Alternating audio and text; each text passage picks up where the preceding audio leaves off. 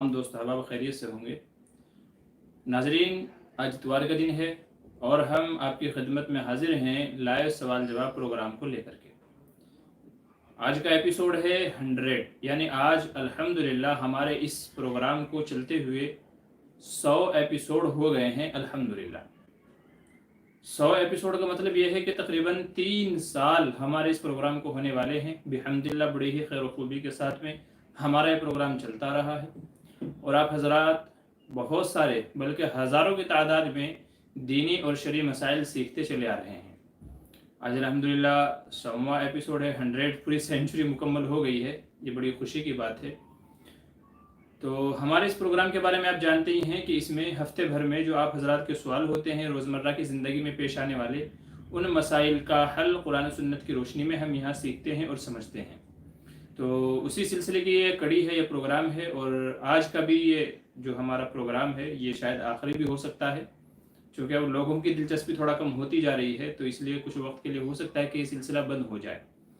तो बहरहाल ये आज का प्रोग्राम है और एपिसोड नंबर 100 है।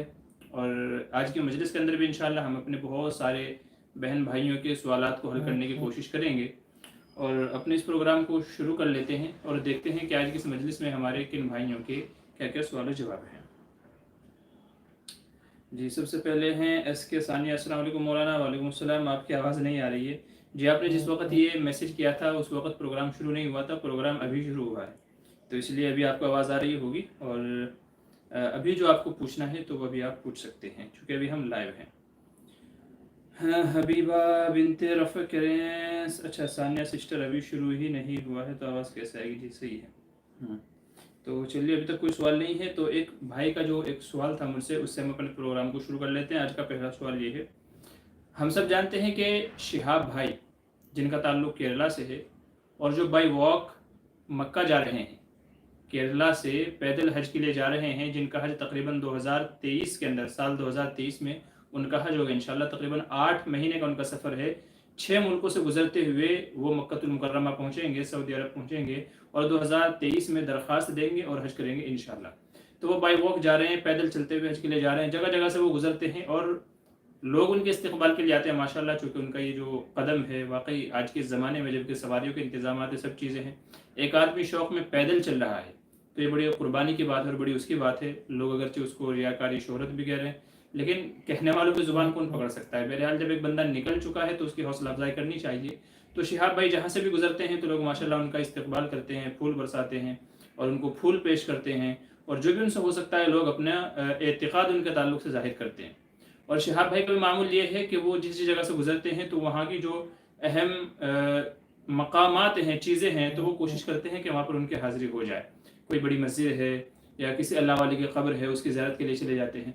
उसी सिलसिले में अभी शिहाब भाई का 3-4 दिन पहले अजमेर से जब उनका गुज़र हुआ, क्योंकि अजमेर हिंदुस्तान वालों के लिए एक ख़ास अहमियत का हामिल है इस वजह से कि ख्वाजा मोइनुद्दीन चिश्ती रहमतुल्लाह अलैह का वहाँ मज़ार है, वहाँ पर उनकी क़ब्र है और पूरे हिंदुस्तान बल्कि हिंदुस्तान से बाहर के लोग भी उनकी ज़ियारत के लिए आते हैं, वहाँ जाकर के इसाले सवाब करते हैं।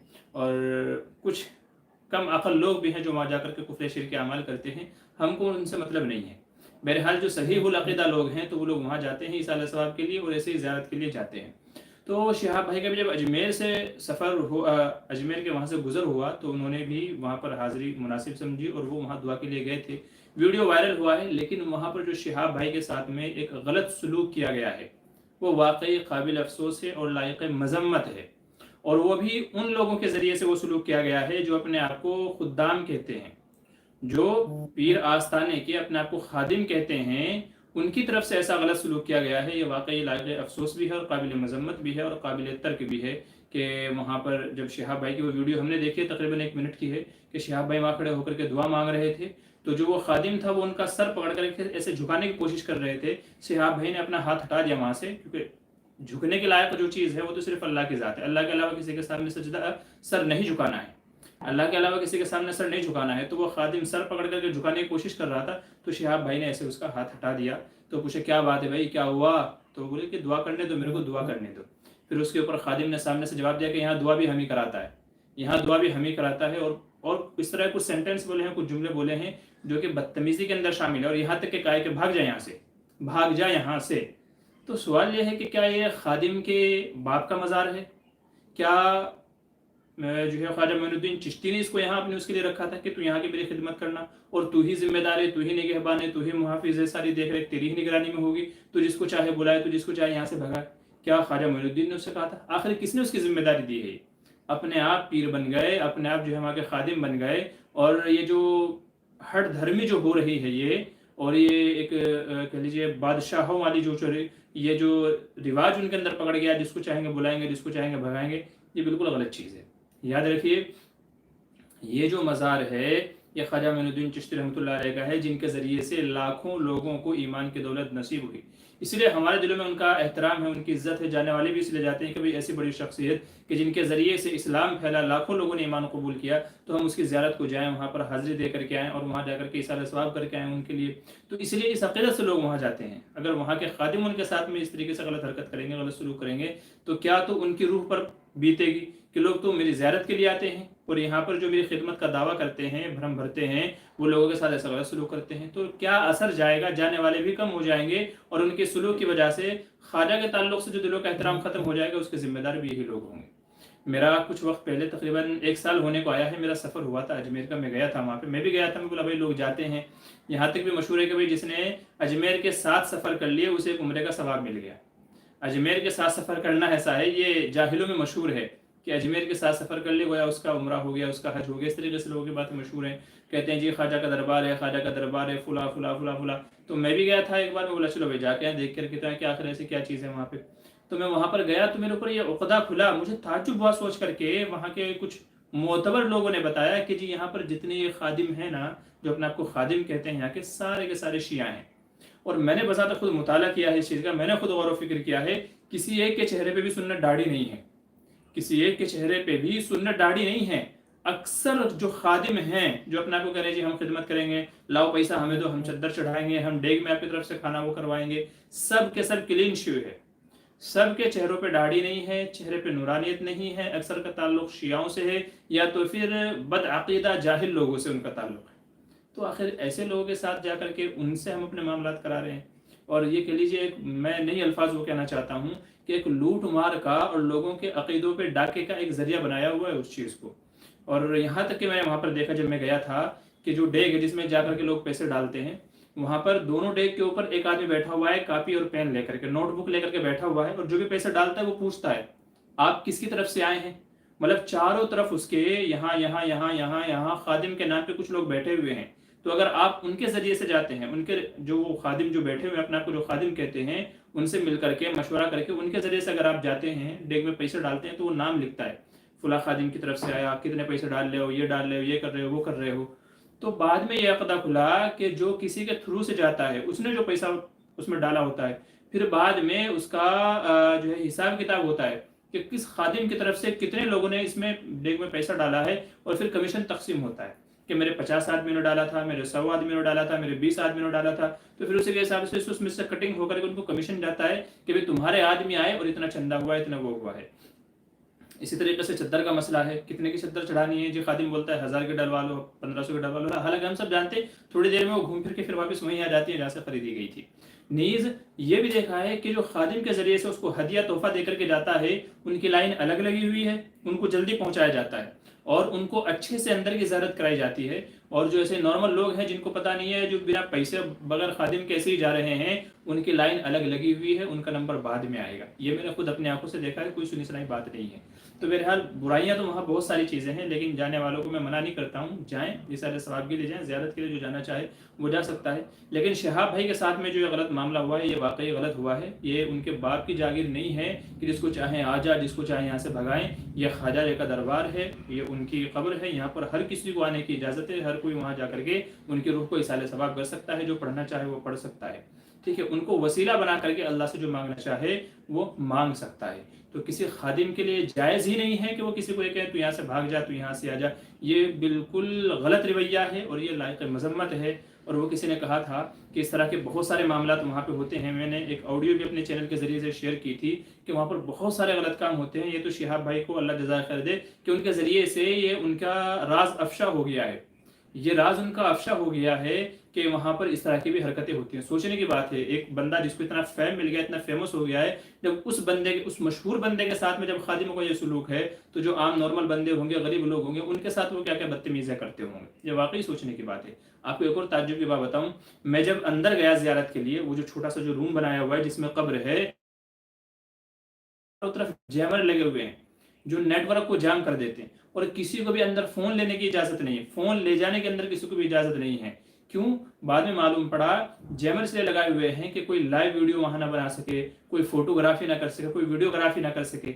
इस वजह से नहीं कि ये हराम है, शरन हराम है, इस वजह से नहीं, बल्कि अंदर जो कुफर या शिर्क के अमाल हो रहे हैं, जो अंदर बदतमीजियां हो रही हैं, ताकि वो दुनिया वालों के सामने राज अफशा ना हो जाए, इस वजह से कई कई खादिम खड़े हुए हैं जो फोन जेब में डाल लो नहीं तो फोन छीन लिया जाएगा, फोन तोड़ दिया जाएगा, और अंदर भी जैमर लगे हुए हैं। आप चाह करके भी लाइव प्रोग्राम नहीं कर सकते वहां पर, क्योंकि नेटवर्क जैमर अंदर लगे हुए हैं। ऊपर अगर आप देखेंगे, कभी अगर आपका जाना होगा तो ऊपर आप कोनों में देखना, बड़े बड़े जैमर वहां पर लगे हुए हैं। ये मैंने खुद अपनी आंखों से देखा है। तो बहरहाल मेरा वो सफ़र था, थोड़ी सी कारगुजारी के ताल्लुक से मैंने वो वीडियो अपलोड की थी। एक ही वीडियो मैंने अपलोड की थी, नहीं तो मैं पूरा सफरनामा अपना अपलोड करने वाला था, मगर यहाँ की मसरूफियत की वजह से मैं वो नहीं कर सका हूँ। बहरहाल तो ये कतन गलत हुआ है, और जगह जगह से इसकी आवाज़ें उठ भी रही हैं, और उठनी भी चाहिए। और फिर बाद में उन्हीं में से एक साहब ने, जो वहाँ के जिम्मेदार बनते हैं, उन्होंने माफ़ी मांगी है। उन्होंने माफ़ी मांगी है। तुमने एक आदमी के ताल्लुक से माफ़ी मांगी है, जो और दूसरे 100 लोगों के साथ आप बदतमीजी करते हो, उनके अकीदों पे हमले करते हो, उनका क्या है? उनकी माफ़ी कौन मांगेगा? तो बहरहाल ये कतन गलत हुआ है। वो किसी के बाप की जागीर नहीं है, ख्वाजा जी का दरबार है, जो चाहे आ सकता है, जो चाहे जा सकता है। ये सारा ताम झाम जो इतना वहाँ पर फैला दिया गया, इतना बड़ा एरिया बना दिया गया है, और ये अलग रूम है, वो अलग रूम है, यहाँ ये है, यहाँ ये हजरत के वक्त में नहीं था, ख्वाजा अजमेरी के वक्त में सब चीज़ें नहीं थी, सिर्फ एक कब्र थी। फिर बाद के लोगों ने अपनी पेट पूजा के लिए उसके बाहर इमारत तामीर कर दी, फिर इतना बड़ा वो एरिया बना लिया गया, फिर खादिम भी आ गए, फिर वहाँ पर डेगे भी बना दी गई। ये सारा बाद का तामझाम है, और लोगों ने अपनी पेट पूजा के लिए ही इसको बनाया हुआ है। और जो वहाँ के खादिम में आप जिसका जितना बड़ा पेट है ना, तो समझ जाना कि वो उतना ही बड़ा खादिम और झूलर है, वो उतना ही बड़ा झूलर है। और मैं दावे के साथ आप कहता हूँ, आप वहां जाइए, किसी के भी चेहरे पे आपको सुन्नत दाढ़ी नहीं मिलेगी, किसी की भी नहीं। मैं खुद गया, मैंने खुद अपनी आंखों से देखा है, तमाम अक्सर खादिमों को मैंने देखा है। और अगर वहीं आप महल्ले में जहाँ उनके मकान है, अगर आप जाएंगे, आपको मालूम पड़ेगा कहीं कहीं लाख रुपए के सिर्फ डेकोरेशन पर उन्होंने खर्चा किया हुआ अपने घर बनाने में। मतलब ऐसे आलीशान घरों में रह रहे हैं। सवाल ये है, तुम्हारा कुछ और काम तो है नहीं, तुम तो दिन भर तो यहाँ बैठे रहते हो, तो तुम्हारे पास इतना पैसा आ कहाँ से रहा है कि तुम लाखों रुपए के घर बना रहे हो, खरीद रहे हो? तो ये वही पैसा है जो वहाँ के अवाम भोली भाली लोगों से लूटते हैं, चद्दरें चढ़वाते हैं, फिर वो पैसा कमीशन के तौर पर आपस में बांटते हैं, उसके ज़रिए से पेट पूजा हो रही है। अल्लाह ताला ऐसे धोखेबाज लोगों से हमारी हिफाजत फरमाए। तो बहरहाल ये कतन, किसी भाई ने मुझसे पूछा था कि जी शिहाब भाई के साथ में ये हरकत हुई है, इस पर आप क्या कहना चाहेंगे, क्या मैसेज लोगों को देना चाहेंगे, आपका नुक्ता नज़र क्या है? तो ये कुछ बातें थी जो मैंने आपके सामने अर्ज कर दी है। उम्मीद है कि आप भी मेरी बातों से इत्तेफाक करेंगे। चलिए, अब आज के जो सवाल जवाब है उनको ले लेते हैं। जी, शमशाद फातिमा, अस्सलाम वालेकुम। वालेकुम सलाम। ज़ोहर की नमाज का टाइम कब तक रहता है? जी, जब तक कि असर का वक्त शुरू ना हो जाए। जब तक कि असर का वक्त शुरू ना हो जाए, जो हम अहनाफ के यहाँ मिस लाइन पर होता है, यानी जब हर चीज़ का साया 2 गुना बढ़ जाए, हर चीज़ का साया 2 गुना बढ़ जाए, तो असर का वक्त शुरू हो जाता है, ज़ोहर का वक्त ख़त्म हो जाता है। आजकल के ज़माने में डिजिटल घड़ियाँ हैं, हर एक के फ़ोन में ऐसी एप्लीकेशन वगैरह भी जो है इंस्टॉल है, जिसमें मालूम पड़ जाता है कि ज़ोहर का आखिरी वक्त इतने बजे है और असर का वक्त इतने बजे शुरू होता है, तो आप उनमें भी देख सकते हैं। सुहेल आलम कह रहे हैं कुल हुवल्लाहु अहद अल्लाहुस समद। अच्छा, कुरान की आयत पढ़ के बता रहे हैं। सुहेल आलम, अस्सलाम वालेकुम। वालेकुम सलाम जी। फखरुद्दीन कह रहे हैं अस्सलाम वालेकुम मुफ्ती साहब, 100 एपिसोड मुबारक हो, अल्लाह ताला ऐसे ही आपसे काम लेता रहे, आमीन। जी, बहुत बहुत शुक्रिया, जज़ाकल्लाहु खैर। अल्हम्दुलिल्लाह आज 100 एपिसोड मुकम्मल हो गए हैं, और इसमें बहरहाल आप हजरात की भी मैं आपको मुबारकबाद भी देना चाहूँगा, आपकी हौसला अफजाई भी करना चाहूँगा कि आप हजरात हैं तो ये एपिसोड मुकम्मल हुए हैं। भाई, आप आते हैं, सवाल पूछते हैं, आपके अंदर दीन सीखने का जज्बा है, दीनी मसाइल हासिल करने का आपके अंदर जज्बा है, आप लोग आते हैं तो हम ये सवाल जवाब रखते हैं। और अगर आप लोग आना बंद कर देंगे तो ये एपिसोड भी ख़त्म हो जाएगा, बंद कर दिया जाएगा। तो इसमें असल तारीफ तो आप लोगों की है, आप पूछते हैं, हम बताते हैं। बहरहाल ये दोनों ही के लिए एक सदका जारिया है, हम जो बताते हैं आप सीखते हैं, आप जो अमल करते हैं अल्लाह आपको उसका अजर दे और उसके जज़ाए खैर अता फरमाए। तो बहरहाल दोनों ही मुस्तहिक़ हैं मुबारकबाद के। ज़ैडश खान कहना अस्सलाम वालेकुम, मैं कानून की पढ़ाई कर रहा हूँ। हिंदुस्तान में अंग्रेज़ हुकूमत तक फौजदारी मामलों में इस्लामी कानून लागू था, जिसमें लिखा था कि किसी भी गैर मुस्लिम की गवाही नहीं मानी जाएगी। अच्छा, इस बात पर हमारे साथी तालिब इल्म हमसे बार बार ये सवाल करते हैं کہ آپ تو کہتے ہیں کہ اسلام برابری کا حق دیتا ہے اور انصاف کرتا ہے، یہ تو نا انصافی ہی برابری تفسیر سے بتائیے۔ کچھ اور بھی ہے، اس کی کیا حقیقت ہے؟ اگر یہ حقیقت ہے تو ان کی کس طرح مطمئن کیا جائے؟ اچھا، 3 قسطوں میں آپ نے لکھا ہے۔ دیکھیے، غیر مسلم کی گواہی مسلمانوں کے معاملات میں قابل قبول نہیں ہے۔ غیر مسلم کے حق میں گواہی معتبر ہے چونکہ دونوں کا مذہب ایک ہے۔ غیر مسلم کی گواہی مسلمان کے حق میں معتبر نہیں ہے، اس کا اعتبار نہیں کیا گیا ہے۔ کیوں نہیں کیا گیا ہے؟ دیکھیے، جو اللہ کو مانتا ہے اس کے دل میں اللہ کا خوف ہوگا، ڈر بھی ہوگا، وہ جھوٹی گواہی نہیں دے گا۔ گواہی جو دی جاتی ہے وہ کسی بات کے سچ اور جھوٹ ہونے کی دی جاتی ہے کہ معاملہ حق ہے کہ یہ باطل ہے یا غلط ہے۔ جو بندہ خدا ہی کو نہیں مانتا تو اس کے تعلق سے کیسے ہم یقین سے کہہ سکتے ہیں کہ جو بات کہہ رہا ہے وہ واقعی میں سچ ہے؟ کیسے اس کا اعتبار ہم کریں گے؟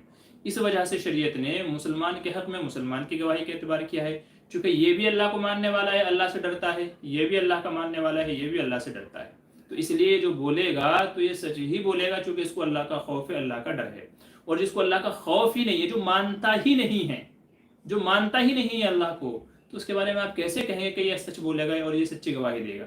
اس وجہ سے شریعت نے مسلمان کے حق میں غیر مسلم کی گواہی کا اعتبار نہیں کیا ہے۔ ہاں، جہاں غیر مسلموں کا معاملہ آ جاتا ہے تو غیر مسلم کے حق میں گواہی معتبر ہوگی، چونکہ دونوں کا مذہب ایک ہے۔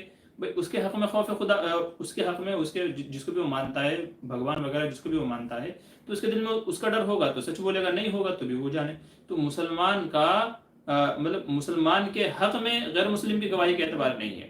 غیر مسلم کی گواہی غیر مسلم کے حق میں معتبر ہے، مسلمان کے حق میں نہیں ہے۔ اس کی بڑی اہم وجہ یہ ہے، اور بھی وجوہات ہیں، ٹھیک ہے، اور بھی وجوہات ہیں، وہ انشاءاللہ میں پھر کسی اور ویڈیو کے اندر آپ کو بتاؤں گا۔ گواہی کے تعلق سے بڑے اہم مسائل ہیں گواہی کے، کس کی گواہی معتبر ہے، کس کی نہیں ہے اور کیوں نہیں ہے، ٹھیک ہے۔ تو یہ ایک میرے ذہن میں وجہ تھی، میں نے بتا دی، امید ہے کہ یہ بات آپ کو سمجھ۔ دیکھیں، آج دنیا میں جتنے بھی جرائم ہو رہے ہیں ان کی وجہ یہی ہے کہ دلوں میں اوپر والے کا ڈر نہیں ہے۔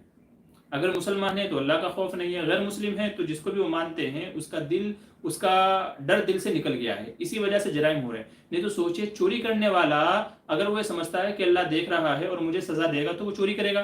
نہیں کرے گا۔ زنا کرنے والا جب اس کے دل میں ڈر ہوگا اللہ دیکھ رہا ہے، اللہ سزا دے سکتا ہے، تو وہ زنا کرے گا؟ نہیں کرے گا۔ شراب پینے والا جب شراب پیے گا، اس کے دل میں یہ تصور ہو جائے، یہ استحضار پیدا ہو جائے کہ اللہ دیکھ رہا ہے اور مجھے سزا دے سکتا ہے اور دے گا روز محشر، مجھے سزا دے گا ان گناہوں کی، تو وہ شراب پیے گا؟ نہیں پیے گا۔ دنیا کے تمام جرائم کی وجہ یہی ہے کہ دلوں سے اللہ کا، اوپر والے کا خوف نکل گیا ہے، اسی وجہ سے جرائم آج وجود کے اندر آ رہے ہیں۔ اور جن کو اللہ کا خوف ہے وہ کسی کا نقصان نہیں کرتے ہیں، چونکہ ان کو یقین ہے کہ یہ غلط ہے، یہ جرم ہے اور مجھے آج نہیں تو کل قیامت میں مجھے اس کی سزا ملے گی۔ تو یہ ڈر ہی ہے جو ہم کو برے اعمال سے روکتا ہے اور اچھے اعمال کرنے پر ابھارتا ہے۔ تو جو بندہ خدا بھی نہیں مانتا ہے، آخرت کا تصور ہی نہیں ہے، سزا و جزا کا وہ قائل ہی نہیں ہے، تو اس کے اوپر آپ کیسے بھروسہ کر سکتے ہیں؟ کیسے آپ اس کی گواہی کو مان سکتے ہیں اور کیسے اس کے اوپر جو ہے اعتبار کر سکتے ہیں؟ آپ ہی بتائیے گا۔ اس لیے مسلمان کے حق میں قبول نہیں کی گئی ہے، ہاں غیر مسلم کے حق میں ہے تو گواہی قبول ہوگی۔ آگے چلیے۔ مفتی خالد، السلام علیکم، کیا حال چال ہے مفتی صاحب؟ جی وعلیکم السلام، اللہ کا احسان ہے بھائی، اچھے ہیں۔ آپ بتائیے مفتی صاحب کیسے مزاج ہیں بڑے وقت کے بعد میں؟ جی سہیل عالم کہہ رہے آپ رشید مفتاحی سے کب ملیں گے؟ جی دیکھیں انشاءاللہ میرے خیال سے 1 یا 2 مہینے میں ہمارا سفر ہونے والا ہے پونا کا، تو انشاءاللہ پونا کا سفر ہوگا تو پھر مفتی مولانا رشید صاحب کے ساتھ میں لائیو ان کے چینل پہ انشاءاللہ آپ سے ملاقات ہوگی، ٹھیک ہے۔ اصل میں پونا یہاں سے تقریباً 6 گھنٹے کا سفر ہے، تو 6 گھنٹے کے لیے جانا، اور وہ بھی ہم امام جیسے مولوی حضرات لوگوں کے لیے کہ مسجد سے چھٹی لے کر کے، مدرسے سے چھٹی لے کر کے، جو اور دوسری ہماری ضروریات ہیں ان سے فارغ ہو کر کے 6 گھنٹے کے لیے جانا، پھر 1 دن 2 دن وہاں رکنا، پھر 6 گھنٹے کا واپسی کا، تو یہ سفر بڑا لمبا ہو جاتا ہے ہمارا۔ تو اس کی ترتیب بنانے کے لیے ہم کو 1 مہینے پہلے پلاننگ کرنی ہوتی ہے، تو انشاءاللہ امید یہ ہے کہ آنے والے 1-2 مہینے میں جائیں گے انشاءاللہ، تو پھر آپ لوگوں سے وہاں ملاقات ہوگی۔ جمیل احمد، السلام علیکم، جی وعلیکم السلام، کیا کہہ رہے مفتی صاحب، لڑکیوں کا تقوی کا بارے میں بتا دیجئے اور اس پر کس طرح عمل کرا وہ بھی۔ لڑکیوں کا تقوی، دیکھیں تقوی کا معنی ہے اللہ کا ڈر، اللہ کا خوف، تو لڑکیوں میں اللہ کا ڈر، اللہ کا خوف اور تقوی کا مطلب یہ ہے کہ نمازوں کی پابندی ہو، ایسے ہی سطر کا خیال ہو، अपनी इज़्ज़त और इस्मत की हिफाजत की जाए, बुरे अमाल से बाज रहा जाए और ऐसे ही पर्दे का पूरा पूरा ख्याल किया जाए। तो ये 4-5 बातें हैं जिनका ख्याल रखना है। ये चीज़ें उनके अंदर पैदा हो जाएँ, वक्त पर नमाज़ पढ़ना, पर्दे का ख्याल रखना, गैर महरमों से इख्तिलात से बचना, ठीक है, गलत कारी से बचना और अपने आप को गलत नज़रों से, गलत लोगों से बचाए रखना, गलत रिश्तों से बचाए रखना, ये उनके हक़ में तक़वा है। तो वो इसके ऊपर अगर अमल करते रहेंगे इंशाअल्लाह तो वो मुत्तकी कहलाएंगे। ठीक है। इरफान गोहार, अस्सलाम वालेकुम। जी वालेकुम अस्सलाम। जमील अहमद कह रहे हैं अस्सलाम मुफ्ती साहब, मुझे ये मालूम करना था कि लेडीज़ की ठोड़ी पर बाल आते हैं, क्या उसको काट सकते हैं या नहीं? जी, अगर ठोड़ी पर लड़कियों के बाल आ जाते हैं जो देखने में बदनुमा मालूम हो या जिनको देख करके शौहर को नफरत आए, घिन होए, तो उनको उखाड़ने की या काटने की उलमा ने इजाज़त दी है। तो चाहे मूछे आ जाएँ, बहुत सारे के मूछे भी आ जाती हैं, बहुत सारे के दाढ़ी पे बाल आ जाते हैं, ठीक, या ठोड़ी पे बाल आ जाते हैं, तो उनको काटने की इजाज़त है लड़कियों के लिए। इरफान गौर कह रहे हैं औरतों का सर में कंघी करने के बाद निकले हुए बालों को फरोख्त करना कैसा है? जायज़ नहीं है। बालों को हमारे दयार में, गांव देहात में जो बालों को बेचने का रिवाज है, मैंने इसके ऊपर वीडियो भी बनाई हुई है, आप वहाँ भी देख लीजिएगा। तो इन बालों को बेचने की इजाज़त नहीं है, चूँकि ये आदमी का जुज़्व है और इंसान के, ये फ़ुक़हा ने मसला लिखा है कि इंसान का अपने किसी जुज़्व को बेचना, उसे फ़रोख्त करना जायज़ नहीं है।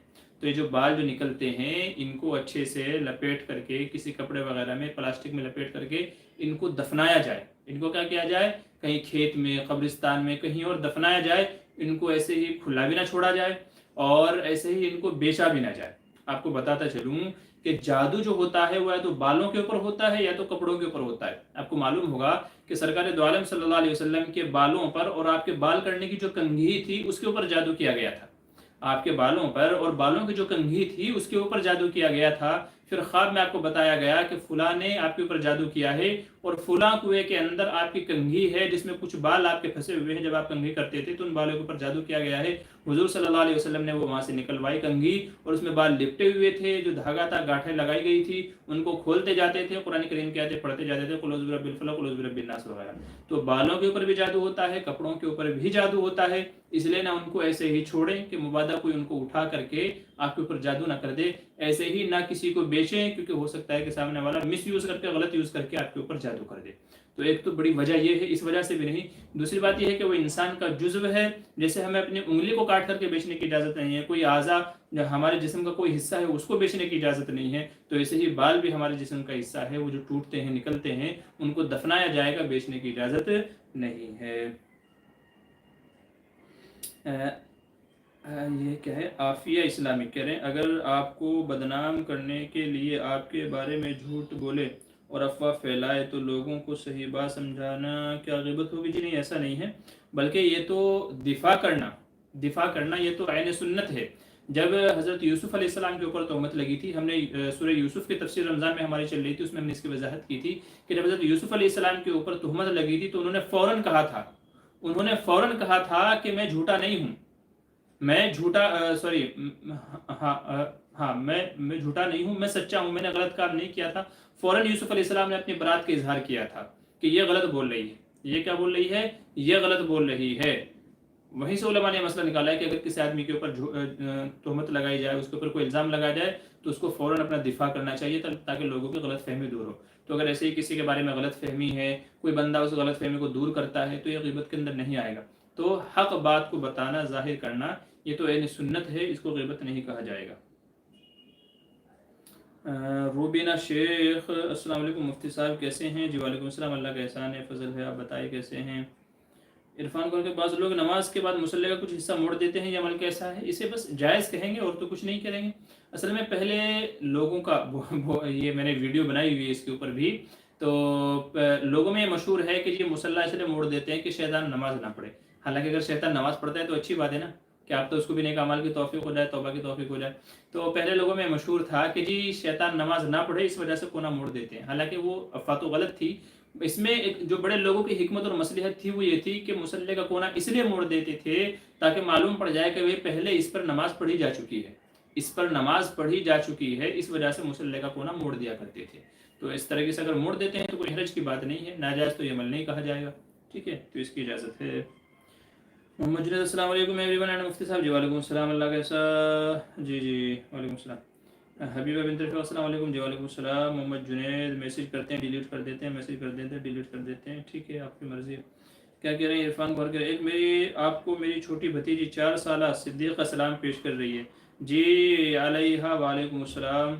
अल्लाह उनको लंबी हयाती दे और उनको आलिमा बामल बनाए। मैं आपसे गुजारिश करूँगा कि 4 साल की उम्र है, आप कोशिश करें कि उनको हाफिज़ा भी बनाएं, आलिमा भी बनाएं, ताकि उनकी ज़ात को भी नफ़ा हो, उनके ज़रिए से आगे उनके आने वाली नस्ल को भी नफ़ा हो, और जो आस पड़ोस के और दूसरी उम्मत है उनको भी नफ़ा हो। अल्लाह बच्ची को सलामत रखे, दीन का दाई बनाए, हाफिज़ा और आलिमा बाअमल बनाए।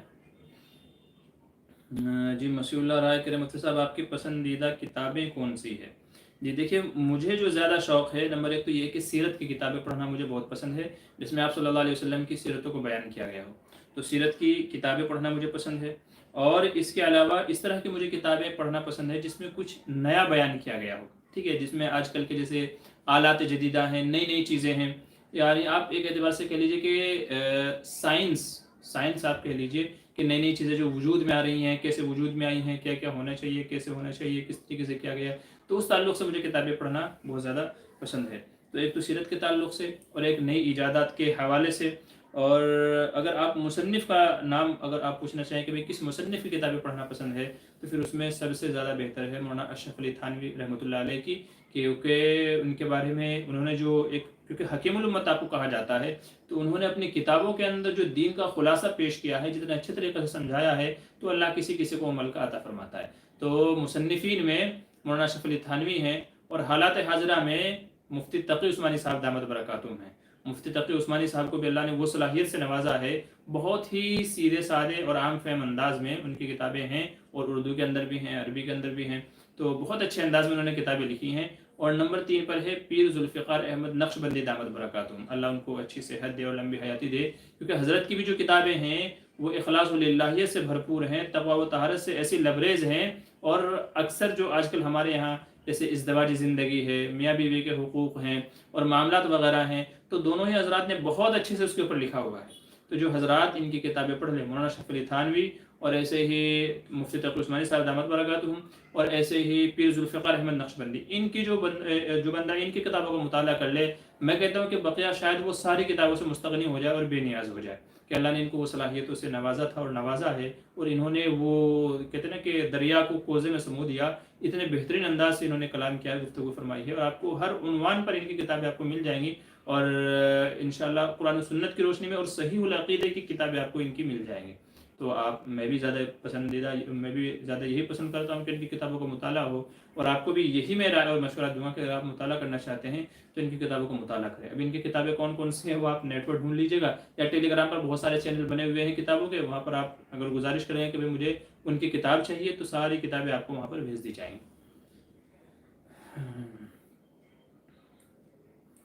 हबीबा बिन रफ़ीक़, मेरा एक सवाल है, अगर नमाज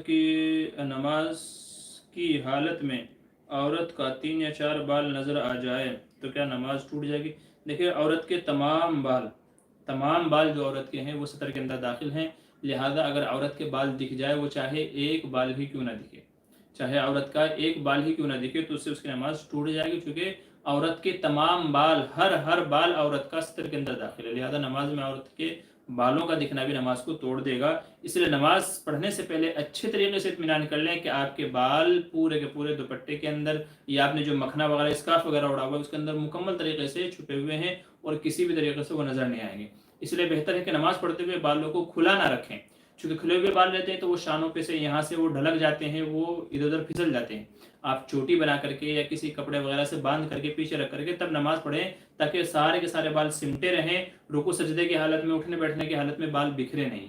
तो नमाज की हालत में बालों का दिख जाना ये भी नमाज को तोड़ देगा। सुहेल आलम ताब मसाओ का आमीन वैयाकुम, आपकी भी शाम बखैर हो, अल्लाह आपको खैर खूबी के साथ में रखे। जी साहिब आलम कह रहे हैं, मिलादुन्नबी पर झंडा और जुलूस बिदत है, तो जिसने आज़ादी में झंडा और जुलूस बिदत है कि नहीं? देखिए, सबसे पहले तो मैं, हालांकि इससे पहले बिदत की तारीफ में कर चुका हूँ, लेकिन फिर आपसे अर्ज़ कर देता हूँ कि बिदत आप किसे कहेंगे। बिदत आप किसे कहेंगे, अगर आप ये समझ जाएंगे तो दोनों चीज़ों में आपको फ़र्क नज़र आ जाएगा कि भाई आज़ादी के लिए झंडा फहराना किस ताल्लुक़ से आता है, और जुलूस में, मिलाद में झंडा फहराना किस ताल्लुक़ से आता है। देखिए बिदत कहते हैं कि जिस काम को दीन समझ करके किया जाए हालांकि वो दीन नहीं है, हालांकि वो दीन नहीं है, कुरान और सुन्नत से उसका सबूत नहीं है, सहाबा ताबीन तबे ताबीन से उसका सबूत नहीं है, तो दीन में वो चीज़ नहीं है, अपनी तरफ से वो चीज़ लेकर के आना, इसको बिदत कहा गया है। और वो अमल के जिसे दीन समझ करके ना किया जाए, उसके बारे में सवाब का अकीदा ना हो, दीन का अकीदा ना हो, तो फिर वो अमल बिदत नहीं कहलाएगा। अब ये मसला आप जुलूस का ले लीजिए, जो मीलादुन नबी मनाते हैं, उसमें जितने भी काम किए जाते हैं उन सबको दीन समझ करके किया जाता है, सवाब की नीयत से किया जाता है। मिलाद पढ़ रहे हैं, हमको सवाब मिलेगा हुजूर की तरफ से, ठीक है, इसमें खाने बनाए जा रहे हैं, हलवे मांडे पकाए जा रहे हैं, रोशनियाँ की जा रही हैं, चरागे किए जा रहे हैं, ठीक है, और बहुत सारे काम किए जा रहे हैं। तो इन सब को दीन समझ करके किया जाता है और सवाब की नीयत से किया जाता है। मगर जब इनका ताल्लुक शरीयत से नहीं है तो इसलिए उलमा ने कहा कि ये बिदत है, क्योंकि अगर दीन में इनका सबूत होता तो सहाबा करते, ताबीन करते, तब ताबीन करते, और इतने बड़े बड़े अइम्मा हुए हैं, जो अइम्मा अरबा हुए हैं, उनके वो करते या उनके मानने वाले आगे करते। लेकिन हज़ारों साल तक के इनका कोई सबूत नहीं है। उसके बाद में आने वाले 300-400 साल से लोगों ने ये चीज़ें ईजाद कर ली हैं, तो पहले नहीं थी, अब लोगों ने घड़ी है और दीन समझ करके इनको किया जा रहा है, तो इसलिए कहा गया कि ये बिदत है। अब आ जाइए झंडे की तरफ। देखिए झंडा जो भी फहराता है, किसी का ये अकीदा नहीं होता कि अल्लाह मुझे इस पे सवाब देगा। अगर झंडा नहीं फहराऊंगा तो अजाब होगा, और झंडा नहीं फहराऊंगा तो इस पे अजाब होगा, तो ये समझ करके कोई झंडा नहीं फहराता है। झंडे को जो भी करते हैं, ये जो अमल है 26 जनवरी 15 अगस्त का जो ये अमल है, इसका ताल्लुक दीन से नहीं है, अकीदे से नहीं है, कोई सवाब समझ करके इसको नहीं करता है, बल्कि यह कौमी अमल है। यह कौमी अमल है कि भाई हम इस मुल्क में रहते हैं और इस मुल्क का उसूल और आइन ये है, तो बस इसलिए इसको जायज़ समझ करके करते हैं। यही वजह है कि जो करे कोई हर्ज नहीं है, जो ना करे उसके ऊपर कोई लानत व मलामत नहीं है, उससे कोई कुछ नहीं कहता है, कोई लानत व मलामत नहीं करता है, कोई उसको गालियाँ नहीं देता है, कोई उसको बुरा भला नहीं कहता है कि भाई तूने क्यों नहीं किया, क्यों नहीं किया, कोई नहीं कहता है। भाई मर्जी है उसकी, आज़ाद है, वो फहराए तो बहुत अच्छी बात है, नहीं फहराए तो कोई हर्ज की बात नहीं है। जबकि मीलाद में इसका मामला उल्टा है कि जो मीलाद नहीं करते हैं उनको गुस्ताख रसूल कहा जाता है, तानो तशनी की जाती है, इल्ज़ाम किए जाते हैं, गालियाँ दी जाती है, बुरा भला कहा जाता है उनको। तो पता ये चला कि मीलाद का जो मसला है वो अकीदे से ताल्लुक़ रखता है, सवाब करके किया जाता है, हालांकि दीन में उसको सबूत नहीं है, इसलिए उलमा ने उसको बिदत कहा है। झंडा फहराने का जो अमल है ये दीन समझ करके नहीं किया जाता, और ये अकीदे से इसका ताल्लुक़ नहीं है, सवाब समझ करके नहीं किया जाता, बल्कि ये कौमी अमल है मुश्तरका, जिसको सभी लोग करते हैं, हिंदुस्तान के किसी भी मजहब जाति के रहने वाले सब लोग करते हैं, तो जायज़ समझ करके करते हैं। बहुत सारे लोग हैं जो नहीं करते हैं, बहुत सारे लोग हैं जो नहीं करते हैं, तो इसलिए ये अलग कैटेगरी में आ जाता है, ये अलग कैटेगरी के अंदर। तो जब तक कि आप बिदत की तारीफ नहीं समझेंगे कि बिदत है क्या, तब तक ये मसला आपको समझ में नहीं आएगा और ये इल्ज़ाम आपके जहन में आएगा। और अब मैंने आपको समझा दिया है, तो उम्मीद ये है कि ये आपकी समझ में आ गया होगा। आपकी समझ में आ गया है तो दूसरे हजरात को भी समझाएं, वरना अगर आप यही बात कहेंगे तो बहुत सारे अमल बिदत बन जाएंगे कि वो हुजूर के ज़माने में नहीं थे मगर अब हैं। बहुत सारे अमल, ट्रेन, हवाई जहाज़, ये पहले नहीं थे, अब हैं, ठीक है। कूलर, फ्रिज, वॉशिंग मशीन हम अपने घरों में इस्तेमाल करते हैं, तब नहीं थे, अब हैं। लेकिन इन्हें कोई भी दीन नहीं समझता है। ट्रेन में सवार होना दीन नहीं है, फ्लाइट में बैठना दीन नहीं है, फ्रिज में खाना रखना ये दीन नहीं है। कोई भी दीन समझ करके नहीं करता है, सवाब समझ करके नहीं करता है, तो इसलिए ये जवाज की कैटेगरी में आते हैं, मुबाह अमल की जो कैटेगरी में आते हैं। जबकि आप जिस मिलाद की बात कर रहे हैं उसको सवाब समझ करके, अकीदा समझ करके, दीन इस्लाम समझ करके, मजहब शरीयत समझ करके उसको किया जाता है, इसलिए उसको बिदअत कहा गया है। उम्मीद ये है कि पूरी बात आपकी समझ में आ गई होगी।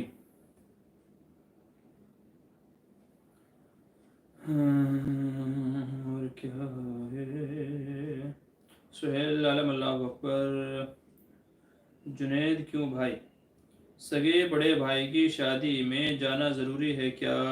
आपकी मर्ज़ी है, आप जाना चाहें तो चले जाएं, ना जाना चाहें तो वो भी आपकी मर्ज़ी है, लेकिन हुकूक ये तकाजा करते हैं कि जाना चाहिए।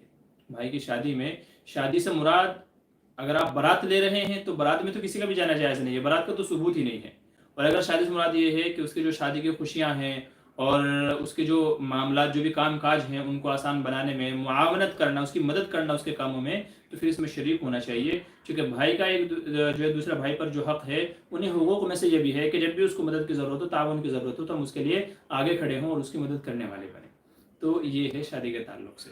नीज़ ये भी है कि अगर आप शादी में शरीक नहीं होंगे तो फिर नाराज़गी का इजहार होगा, फिर वो या तो आपकी शादी में शरीक नहीं होगा या आगे आपके बच्चों की शादी में शरीक नहीं होगा।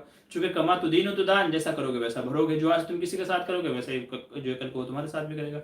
तो हुस्न अखलाक, भाई के जो एक दूसरे के ऊपर हुकूक हैं, ये सब चीज़ें तकाजा करते हैं कि भाई शादी में उसकी मुआवनत करनी चाहिए, जो अमल शरीक होने वाले हैं उनमें बढ़ चढ़ करके हिस्सा लेना चाहिए। हाँ, जो अज़रूए शरा मना है तो फिर उसमें शिरकत नहीं करनी चाहिए, ठीक है, फिर उसमें इजाज़त नहीं होगी। सिस्टर जी आप मुफ्ती साहब से ही पूछ लीजिएगा। ओके भाई, ठीक है। लड़कियों के लिए 2 साल निसाब बता दें। मसीउल्लाह भाई पूछ रहे हैं जी, मेरे इल्म में तो फ़िलहाल नहीं है, ना कभी किसी ने पूछा है, ना कभी जहन में आया है। ये तो जो मदारिस जो चलाते हैं, ख़ास करके बनात लड़कियों का जो मदरसा चलाते हैं, तो शायद वो बेहतर तरीके पे आपको बता पाएंगे कि भाई अगर 2 साल में किसी लड़की को आलिमा बनाना है तो फिर उसके लिए क्या निसाब होना चाहिए। तो मेरे इल्म में तो नहीं है।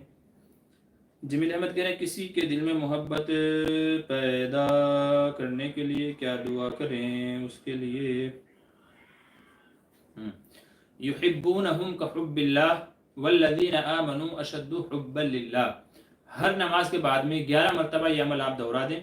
नीज़ या वदूदू या वदूदू या वदूदू, हर नमाज के बाद में 11 मरतबा ये 2 अमल कर लें। किसी के भी दिल में मोहब्बत पैदा करने के लिए शर्त यह है कि मोहब्बत जायज़ हो, हराम खोरी ना हो। जो आजकल के हो रहा है ना, ये हराम कारियाँ, जिना कारियाँ जो हो रही हैं, ये मोहब्बत नहीं है, बल्कि किसी से आप निकाह करना चाहते हैं वो है, या मियाँ बीवी में आपस में क्या हो गई, या ना इत्तेफाक़ी हो गई, लड़ाई झगड़ा हो गया, तो एक दूसरे के दिल में मोहब्बत पैदा करने के लिए, भाई बहनों में आपस में नाराज़गी चल रही है, माँ बेटे में या बाप बेटे में नाराज़गी चल रही है, तो आपस में मोहब्बत पैदा करने के लिए ये अमल है। तो जायज़ मोहब्बत के लिए ये अमल बता रहा हूँ, नाजायज़ के लिए नहीं है।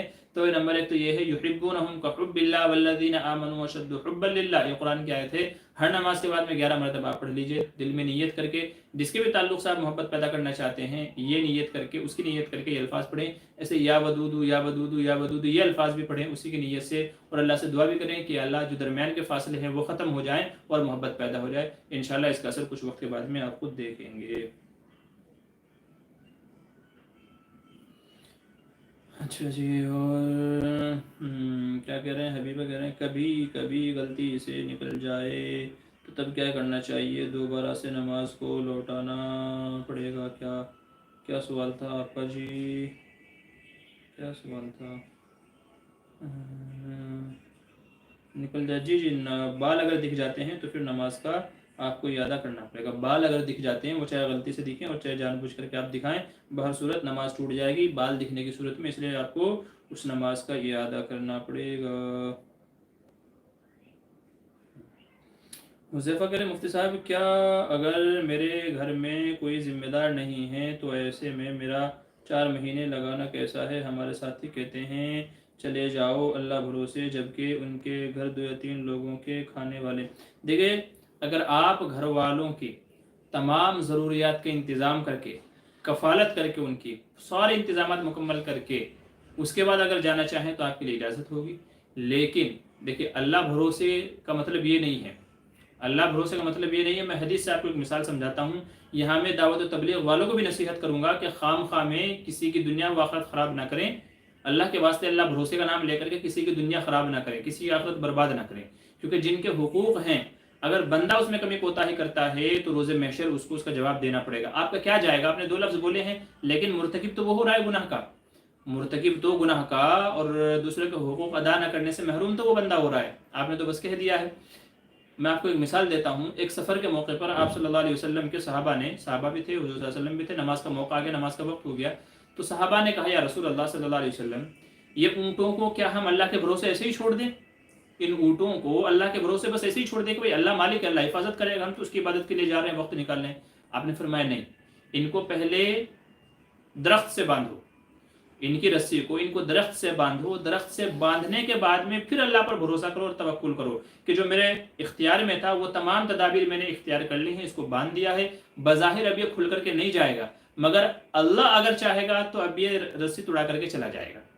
तो अल्लाह भरोसे का मतलब ये नहीं है कि बस ऐसे ही छोड़ दो। अगर ऐसे ही छोड़ दोगे तो वो जाएगा, भाई ऊँट का काम है चलना, एक जगह टिकना नहीं है, तो वो चलेगा। वो अल्लाह भरोसे का मतलब ये है उसको दरख्त से बांधो, खूंटे से उसको बांधो, फिर उसके बाद अल्लाह के ऊपर भरोसा करो। तो इसलिए आप तमाम घर वालों के अखराजात का इंतज़ाम करके कि भाई आपके जाने के बाद में उनको किसी दिक्कत परेशानी का सामना न करना पड़े, कोई ज़रूरत उनको ना पड़े, तो ये तमाम सहूलियत के इंतज़ाम करके तो आप जा सकते हैं। اس کے بغیر آپ نہیں جا سکتے اور آپ کو جانا بھی نہیں چاہیے. بھلے ہی کوئی دعوت کا کتنا بھی بڑا ذمہ دار آپ سے آگے کیوں نہ کہہ دے، آپ کو نہیں جانا چاہیے. کیونکہ اگر آپ وہاں چلے گئے، آپ کے بعد آپ کے گھر والوں کو ضرورت پڑ گئی، کوئی ان کا دیکھنے والا نہیں ہے، کوئی ان کی کفالت کرنے والا نہیں ہے، مشقت میں کام آنے والا نہیں ہے، تو میرے بھائی روز محشر آپ کو جواب دینا مشکل ہو جائے گا. یہ چلے 4 مہینے کے چکر میں آپ کی آخرت برباد ہو جائے گی. آپ کے ساتھ میں کوئی نہیں آئے گا وہاں روز محشر جو ہے ان کا جواب دینے کے لیے، یا آپ کے گناہوں کا بوجھ اٹھانے کے لیے کوئی نہیں آئے گا. یہ خود آپ کو کرنا پڑے گا. اس لیے حقوق العباد پہلے ہے، جماعت میں آپ بعد میں بھی جا سکتے ہیں. اور اگر آپ جماعت میں نہیں جائیں گے تو کوئی گناہ نہیں ہے. اللہ تعالیٰ نہیں پوچھیں گے 4 مہینے میں کیوں نہیں گیا تھا، چلے میں کیوں نہیں گیا تھا. میں قسم کھا کر کے کہتا ہوں کہ اللہ کبھی نہیں پوچھیں گے کہ چلے میں 4 مہینے میں کیوں نہیں گیا تھا. ہاں مگر یہ ضرور پوچھیں گے بیوی کا حق ادا کیوں نہیں کیا تھا، بچوں کا حق ادا کیوں نہیں کیا تھا، ماں باپ کا حق ادا کیوں نہیں کیا تھا، جن کے اخراجات ذمے تھے ان کی کفالت کیوں نہیں فرمائی تھی. یہ ضرور پوچھیں گے. تو فیصلہ آپ کو کرنا ہے، آپ کو بات کن کی ماننی ہے. ٹھیک ہے. تو جب گھر میں ہماری مدد کے مستحق لوگ موجود ہیں، ضرورت مند لوگ موجود ہیں، تو ان کو چھوڑ کر کے ان کے انتظامات کیے بغیر جماعت میں جانا بے وقوفی ہے اور دنیا و آخرت میں بد نصیبی اور محرومی کی بات ہے. اور میں تبلیغ والوں کو بھی یہ نصیحت کرتا ہوں کہ اللہ کے واسطے ایسے کسی کو نہ بہکائیں کہ اللہ بھروسے چل دو، اللہ دیکھ لے گا. ارے اللہ خود تھوڑا ہی آئیں گے اس کے جو ہے مدد کے لیے. ہمیں کہا گیا ہے دنیا میں، ہم دنیا میں رہتے ہیں، تمام تدبیریں اختیار کرنے کا ہم کو حکم دیا گیا ہے. تمام تدبیریں حضور صلی اللہ علیہ وسلم نے جنگیں فرمائی ہیں. آپ کے ہاتھ میں بھلے ہی لکڑی ہو لیکن آپ کے ہاتھ میں ہتھیار تھا. کسی کے ہاتھ میں لکڑی تھی، کسی کے ہاتھ میں تلوار تھی، کسی کے ہاتھ میں ڈنڈا تھا، کسی کے ہاتھ میں بھالا تھا. اس کے بعد میدان جنگ میں گئے ہیں. نہتا میدان جنگ میں کوئی نہیں گیا ہے کہ اللہ بھروسے چل رہے ہیں بس ہم چلے گئے وہاں پہ. اگر اللہ بھروسے کا اتنا ہی ہوتا تو یہ جنگیں نہ پیش آتی. صاحب اپنے گھروں میں ہوتے، حضور صلی اللہ علیہ وسلم اپنے گھروں میں ہوتے کہ ان کو تو اللہ تعالیٰ دیکھ لے گا، کفار کو اللہ تعالیٰ دیکھ لے گا.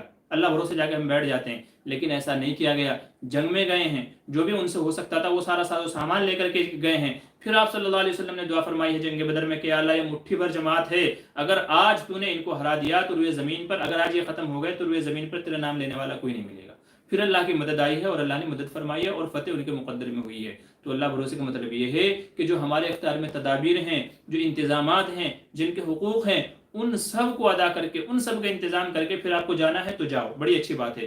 لیکن ان کے انتظامات کیے بغیر، تدابیر اختیار کیے بغیر، دوسرے کے حقوق کو ادا کیے بغیر بس ایسے ہی چلے جانا، یہ بدنصیبی ہے، محرومی ہے، دنیا و آخرت جو ہے دونوں میں خسارے کی بات ہے. میرا کام سمجھانا تھا، میں نے سمجھا دیا ہے، باقی آپ کی مرضی ہے، جو آپ کا دل کرے کر لیں. جنید بھائی کہہ رہے ہیں فٹ ویئر پہن کر وضو کرنا کیسا ہے، پھر پیر کیسے دھلیں گے آپ کو؟ بھائی اگر آپ جوتے پہن لیں گے تو پھر آپ جو ہے وضو کیسے کریں گے؟ جبکہ وضو میں پیروں کا ٹخنوں تک دھونا ضروری ہے، یہ فرض ہے، قرآن کریم میں کہا گیا ہے. تو یہ فرض ہے پیروں کا دھونا، تو آپ پیروں کا دھونا کیسے معتبر ہوگا؟ ہاں اگر آپ جوتوں کو بھی بھگو لیتے ہیں، جوتے بھی آپ کے بھیگ جائیں اور پورا پیر آپ کا جو ٹخنوں تک تر ہو جائے، ٹخنوں تک آپ کے پورے پیر تر ہو جائیں، گیلے ہو جائیں، تب تو وضو ہو جائے گا. نہیں تو یہ بتائیں کہ فٹ ویئر اگر آپ پہن لیں گے، اگر آپ جوتے پہن لیں گے تو پھر وضو آپ کو کیسے ہوگا؟ کھڑے ہو کر کے وضو کرنا کیسا ہے؟ دیکھیں جہاں پر جگہ نہیں ہے بیٹھنے کی تو وہاں پر کھڑے ہو کر کے وضو کر لیں، لیکن جہاں بیٹھنے کی جگہ ہے تو پھر وہیں پر بیٹھ کر کے ہی وضو کرنا چاہیے. عموماً جو اٹیچ باتھ روم ہوتے ہیں، غسل خانے جہاں پر واش روم وغیرہ سب جو جوائنٹ جو ہے باتھ روم ہوتا ہے، وہاں پر عموماً یہ شکل پیش آتی ہے کہ بیٹھنے کی جگہ نہیں ہوتی تو اٹیچ باتھ روم میں کھڑے ہو کر کے وضو کرتے ہیں. تو وہاں علماء نے اجازت دی ہے، چونکہ بیٹھیں گے تو کپڑے گندے ہوں گے، پانی اوپر سے ٹپکے گا تو گندا پانی کپڑے کے اوپر آئے گا، مائع مستعمل آئے گا.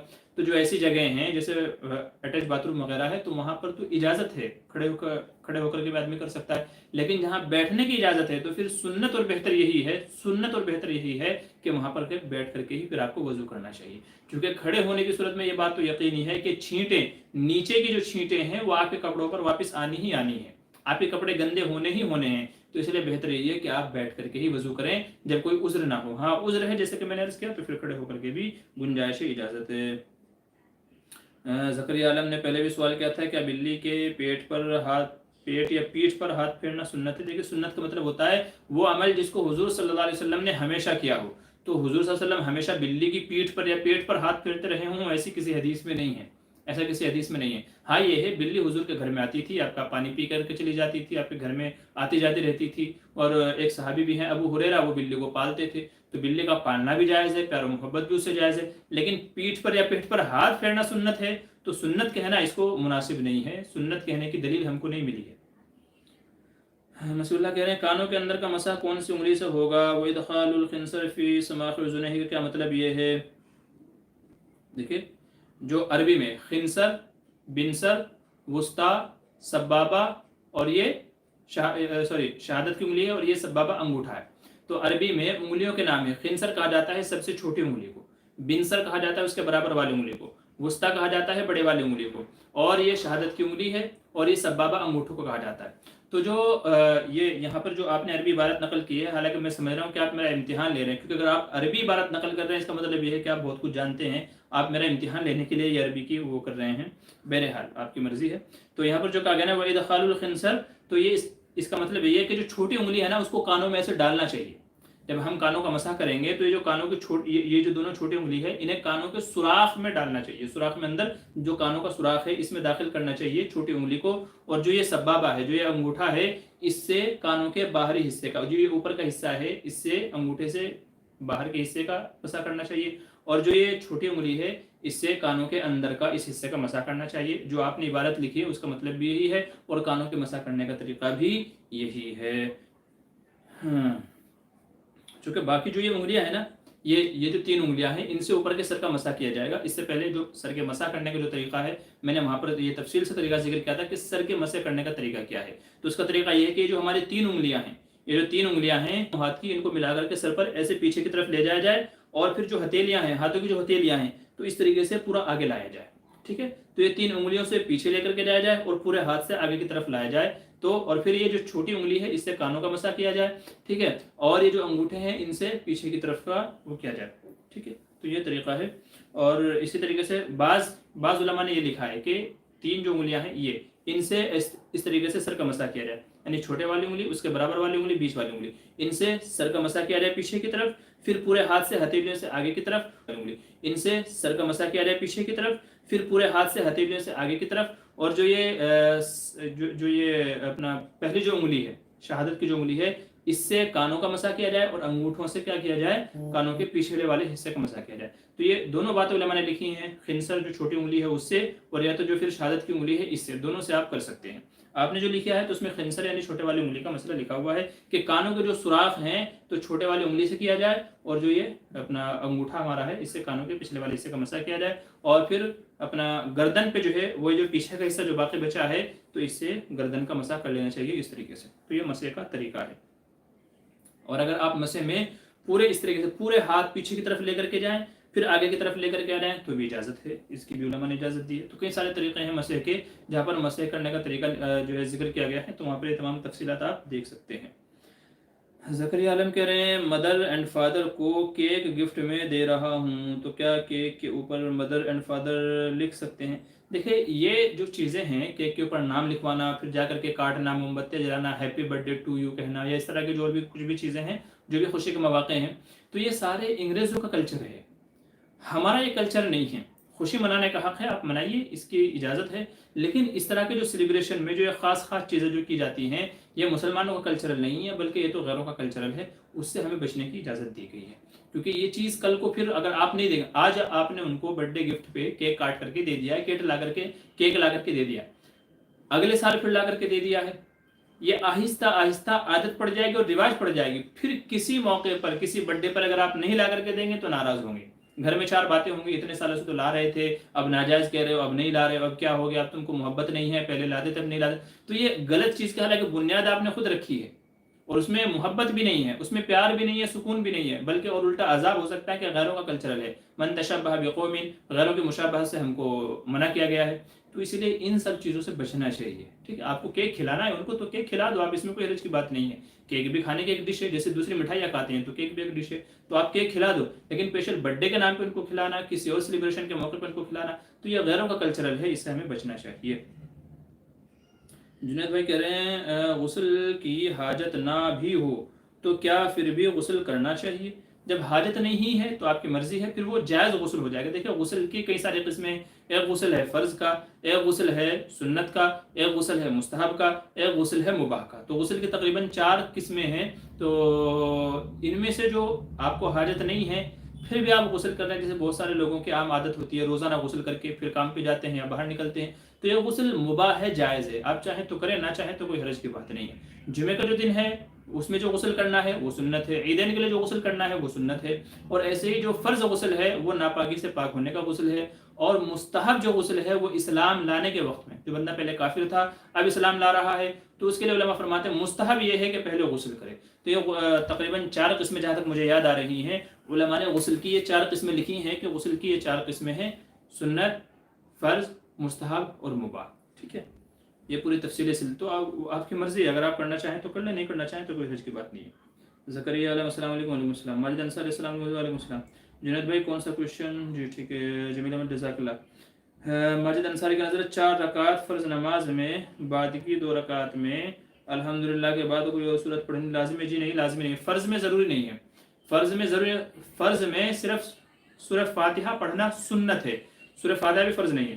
اگر آپ 4 رکعت نماز والی جو ہے نماز ہے وہ پڑھ رہے ہیں تو پہلی 2 رکعتوں میں سورہ فاتحہ اور اس کے ساتھ میں دوسری سورت پڑھنا، یہ دونوں واجب ہیں، سورہ فاتحہ پڑھنا بھی واجب ہے، کوئی دوسری سورت ملانا بھی واجب ہے، اور آخر کی 2 رکعتوں میں فرض میں آخر کی 2 رکعتوں میں صرف سورہ فاتحہ پڑھنا سنت ہے۔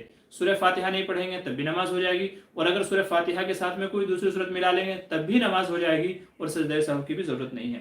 ہاں اگر 4 رکعت آپ سنت پڑھ رہے ہیں تو پھر 4 رکعتوں میں سورہ فاتحہ پڑھنا بھی لازم ہے، واجب ہے، اور اس کے ساتھ میں کوئی دوسری سورت ملانا بھی واجب ہے سنتوں میں، جبکہ فرض میں ایسا نہیں ہے۔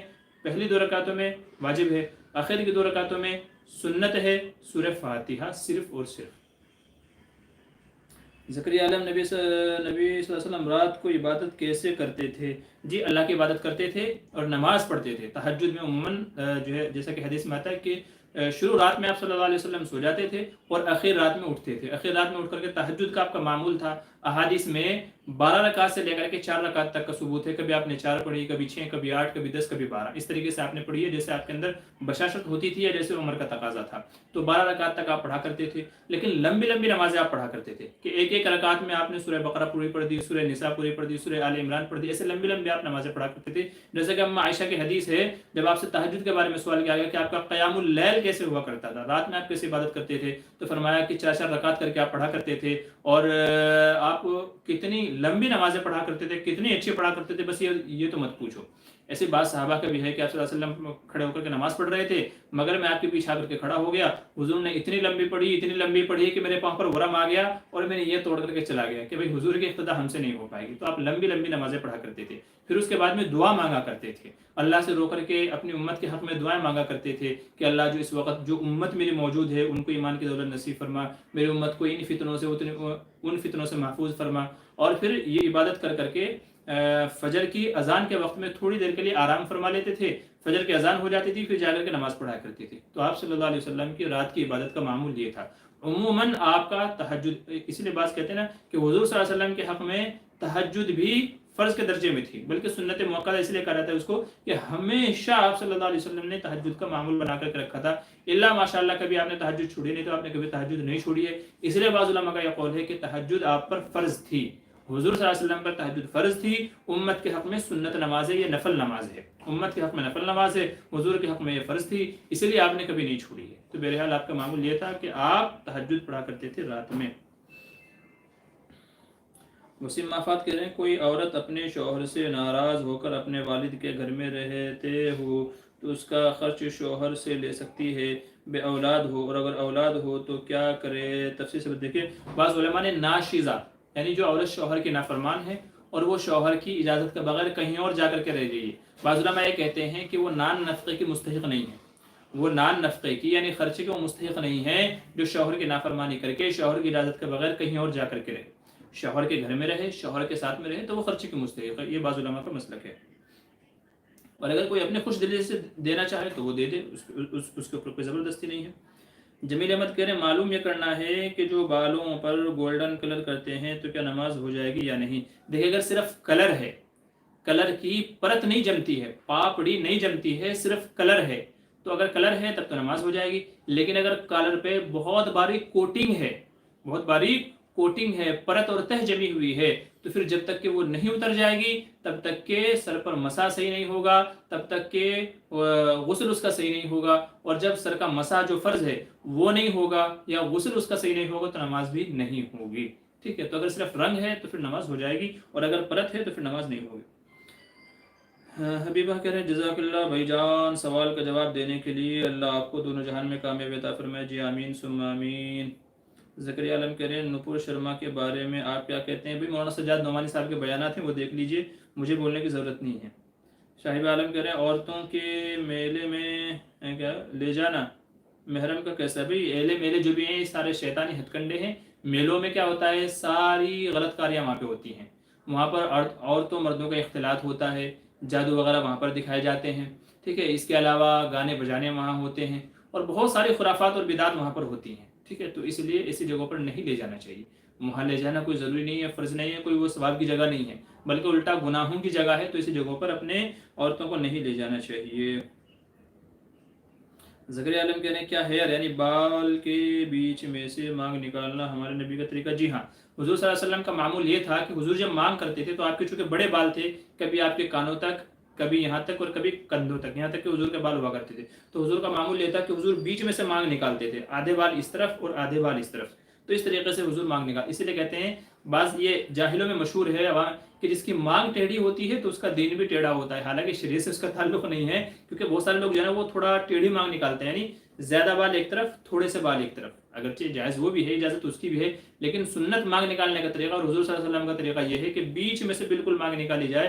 حضور کے لمبے بال ہوتے تھے تو آدھے ایک طرف اور آدھے دوسری طرف، اس طریقے سے حضور مانگ نکالا کرتے تھے، یہ طریقہ ہے۔ آج کل اس طریقے سے عورتیں مانگ نکالتی ہیں، بہت ساری عورتیں تو پیچھے کی طرف ہی لے لیتی ہیں، لیکن بہت ساری عورتیں آدھی اس طرف آدھی اس طرف، پھر اس کے بعد میں وہ چوٹی بناتے ہیں کہ آدھے والوں کی چوٹی ایک بنائیں گے، دوسرے آدھے والوں کی چوٹی ایک طرف الگ بنائیں گے۔ تو بہرحال حضور کا طریقہ بیچ میں سے مانگ نکالنے کا تھا۔ زکریا عالم کہنے اگر کوئی وسوسہ آئے کہ میں بہت رچ ہوں یا میں بہت ناقدر ہوں تب کیا کرے؟ دیکھیں، اگر گھمنڈ آئے، تکبر آئے، تو بھی اللہ تعالیٰ کی قدرت اور اس کے جو کارخانہ عالم جو اس کا پھیلا ہوا ہے، اللہ کی وحدانیت، اس کی قہاریت، اس کی جباریت، ٹھیک ہے، اس کی قدرت کے اندر غور و فکر کرے۔ اور اگر ناقدری کا آئے تو پھر ان لوگوں کو دیکھے کہ جن کے اوپر اللہ کی نعمتیں ہیں، اور ان کو دیکھ کر کے شکر گزار بنے۔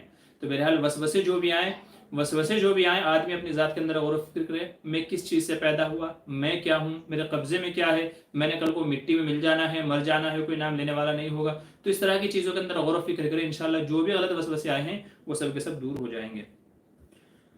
حمدی صداقت کہہ رہے ہیں مفتی صاحب مستحب عمل اور افضل عمل میں کیا فرق ہے؟ دیکھیں، افضل کا مطلب تو یہ ہے کہ دو کام ہیں، ان میں سے فضیلت والا کون سا عمل ہے، فضیلت والا، زیادہ فضیلت کس چیز کی ہے، زیادہ فضیلت کس چیز کی ہے، یہ مطلب ہوتا ہے افضل کا، یعنی جائز یہ بھی ہے لیکن افضل یہ ہے۔ مستحب کا مطلب یہ ہے کہ دو کام ہیں لیکن ایک کا ثواب بڑھا ہوا ہے۔ بعض لوگوں نے، اگرچہ بعض علماء نے مستحب اور افضل دونوں کو ایک ہی کیٹیگری میں رکھا ہے کہ بھئی مستحب کا مطلب بھی وہی ہے اور افضل کا جو مطلب بھی ہے، لیکن تھوڑا سا بعض علماء نے فرق بیان کیا ہے۔ تو مستحب کا مطلب یہ ہے کہ ایک عمل ہے یہ مباح ہے، ایک عمل ہے کہ یہ مستحب، یعنی جیسے بھی میں نے آپ کو بتایا نا کہ غسل کا ایک طریقہ یہ ہے کہ جب آدمی جو ہے کفر سے اسلام کے اندر داخل ہو تو غسل کرے، تو یہ مستحب ہے، نہیں کرے گا تو کوئی عمل کی بات نہیں، تو کوئی حرج کی بات نہیں ہے، ٹھیک ہے۔ اور افضل کا مطلب یہ ہے کہ بھئی اس عمل کو کرنے میں زیادہ فضیلت ہے، اس عمل کو کرنے میں زیادہ فضیلت ہے، اور دوسرا عمل جو ہے اس کو کرنے میں کم فضیلت ہے، ٹھیک ہے، یہ عمل ہوتا ہے، یہ مطلب ہوتا ہے۔ زکریا عالم کہہ رہے ہیں کتاب بیٹھ کر وضو کرنا سنت؟ کیا بیٹھ کر وضو کرنا سنت ہے؟ جی بیٹھ کر کے وضو کرنا چاہیے، بیٹھ کر ہی وضو کرنا سنت ہے۔ فٹ ویئر کے میننگ سلیپر، اچھا میں جوتے سمجھا تھا، تو اگر سلیپر چپل میں اگر پیر اچھے طریقے سے دھل جاتے ہیں تو آپ کا وضو ہو جائے گا، اوپر نیچے سے دائیں بائیں آگے ہر طریقے سے اگر اچھے طریقے سے دھل جاتے ہیں تو وضو ہو جائے گا۔ شوز نہیں، جی ٹھیک ہے۔ زکریا عالم مجھے سمجھنے میں غلطی ہوئی تھی۔ زکریا عالم کہہ رہے ہیں گھر میں ڈاکو یا چور آ جائیں تو کیا کرے، ان کو مار سکتے ہیں اگر وہ حملہ کرے تو؟ دیکھیں، یہ اپنی جان کی حفاظت کرنا اور دفاعی لڑائی لڑنا یہ شریعت کے اعتبار سے بھی جائز ہے، اور جو آئین ہے ہر ملک کا جو قانون ہے اس قانون کے اعتبار سے بھی جائز ہے، بلکہ قانون میں یہاں تک لکھا ہے کہ اگر کوئی دفاعی، ٹھیک ہے نا، سیلف ڈیفینس کے لیے اگر کوئی کسی کو مار دیتا ہے تو اس کے اوپر کوئی کیس نہیں بنے گا، اسے کوئی سزا نہیں ہوگی، کیونکہ اس نے اپنی جان بچانے کے لیے اس کو وہ کیا، کیونکہ اگر وہ نہیں لڑتا تو الٹا وہ قتل ہو جاتا، ٹھیک ہے۔ تو سیلف ڈیفینس میں آپ جو بھی کر سکتے ہیں آپ کو وہ کرنے کی اجازت ہے، ٹھیک ہے۔ شاہین بیچ میں کیا ہے، آؤٹسم کے لیے کوئی وظیفہ دعا بتائیے، کیا ہے بیچے میں آؤٹ، کیا کہہ رہی ہے آؤٹسم کے لیے؟ جی شاہین جی، میں آپ کا سوال نہیں سمجھا ہوں، آپ بچے میں کہہ رہے ہیں، بچے میں اوٹسم یہ میں سمجھ نہیں پا رہا ہوں، اوٹسم یا اوٹسم یا آپ کیا کہہ رہے ہیں، تھوڑا اس کو اور دوسرے الفاظ میں بتا دیجیے تاکہ میں سمجھ جاؤں۔ ایم ڈی صداقت کرے مفتی صاحب، نماز کے لیے زبان سے نیت کرنا افضل ہے کیا؟ جی افضل اور بہتر یہی ہے کہ زبان سے بھی نیت کر لے تاکہ آدمی جو عمل کر رہا ہے اس میں اور زبان سے جو کہہ رہا ہے اس میں موافقت ہو جائے، تو اس لیے بہتر ہے کہ زبان سے نیت کر لے۔ وظیفہ کہہ رہے رزق میں برکت کس عمل کے کرنے سے آئے گی؟ رزق میں برکت ایک تو یہ ہے کہ نمازوں کی پابندی کریں، نمبر 2 ہر وقت باوضو رہنے کی کوشش کریں، نمبر 3 ماں باپ کی خدمت کریں، نمبر 3 ماں باپ کی خدمت کریں، ان کی خدمت کریں گے دعا ملے گی اور انشاءاللہ روزی میں برکت آئے گی۔ نمبر 4 تہجد کا اہتمام کریں، کیا کریں؟ تہجد کا اہتمام کریں۔ نمبر 5 کسی یتیم کی کفالت کریں، کیونکہ یتیم کی کفالت جس کے یعنی ماں باپ نہیں ہے، جس کا کوئی دیکھ ریکھ کرنے والا نہیں ہے، یتیم جس کا جو ہے باپ مر جائے اس کو یتیم کہا جاتا ہے، تو کسی یتیم کیا کفالت کریں، کسی یتیم کی آپ کفالت کریں۔ بلکہ بعض احادیث کا بھی یہ مفہوم ہے کہ جس گھر میں یتیم کی اچھی پرورش ہو رہی ہو تو اللہ تعالیٰ اس گھر کے اوپر رحمت نازل فرماتے ہیں۔ گھروں میں سب سے بہتر گھر وہ ہے جس میں کوئی یتیم ہو اور اس کی اچھی کفالت کی جائے۔ تو آپ سے اگر ہو سکے تو آپ کے محلے پڑوس میں آس پڑوس میں جو بھی کوئی یتیم ہو تو یتیم کے اوپر اپنا روپیہ پیسہ خرچہ کریں۔ تو یہ 5 عمل اگر آپ کر لیں گے انشاءاللہ آپ کی روزی میں برکت ہوگی، ٹھیک ہے۔ زکریا عالم چلنے کا سنت طریقہ، بیٹھنے کا سنت طریقہ، بات چیت کرنے کا سنت طریقہ۔ جی زکریا بھائی آپ سے گزارش یہ ہے کہ اگر آپ یہ سنت طریقہ جاننا چاہتے ہیں تو شمائل ترمذی جو جامع ترمذی کے آخر میں ملحق لگی ہوئی ہے تو شمائل ترمذی کا آپ مطالعہ کر لیں، اس میں حضور صلی اللہ علیہ وسلم کا طریقہ بتایا گیا ہے۔ سنت طریقہ کیا ہے؟ یا تو سنن و آداب یا آداب و سنن مفتی طاہر پٹنی رحمۃ اللہ علیہ کی کتاب ہے آداب و سنن، آپ نیٹ سے بھی ڈاؤن لوڈ کر سکتے ہیں۔ اس میں کھانے کا سنت طریقہ، بیٹھنے کا سنت طریقہ، ایسے واش روم جانے کا سنت طریقہ، سفر کا سنت طریقہ، جتنے بھی سنت کی جو بھی چیزیں ہیں سارے اس کے اندر بیان کیے گئے ہیں۔ تو آپ سے گزارش ہے کہ آپ نیٹ سے وہ کتاب ڈاؤن لوڈ کر لیں یا کسی کتب خانے سے وہ جو ہے آپ حاصل کر لیں، ٹھیک ہے۔ آداب و سنن یا سنن و آداب، ٹھیک ہے، مفتی طاہر پٹنی کی ہے، آپ کو لے لیجیے انشاءاللہ وہاں آپ کو سب چیزیں مل جائیں گے۔ السلام علیکم، مصافحہ ایک ہاتھ سے کرنا سنت ہے یا دونوں ہاتھ سے کرنا سنت ہے؟ بھائی دونوں ہاتھ سے مصافحہ کرنا سنت ہے، جیسا کہ صحیح بخاری میں ہے کہ آپ صلی اللہ علیہ وسلم نے دونوں ہاتھوں سے مصافحہ فرمایا۔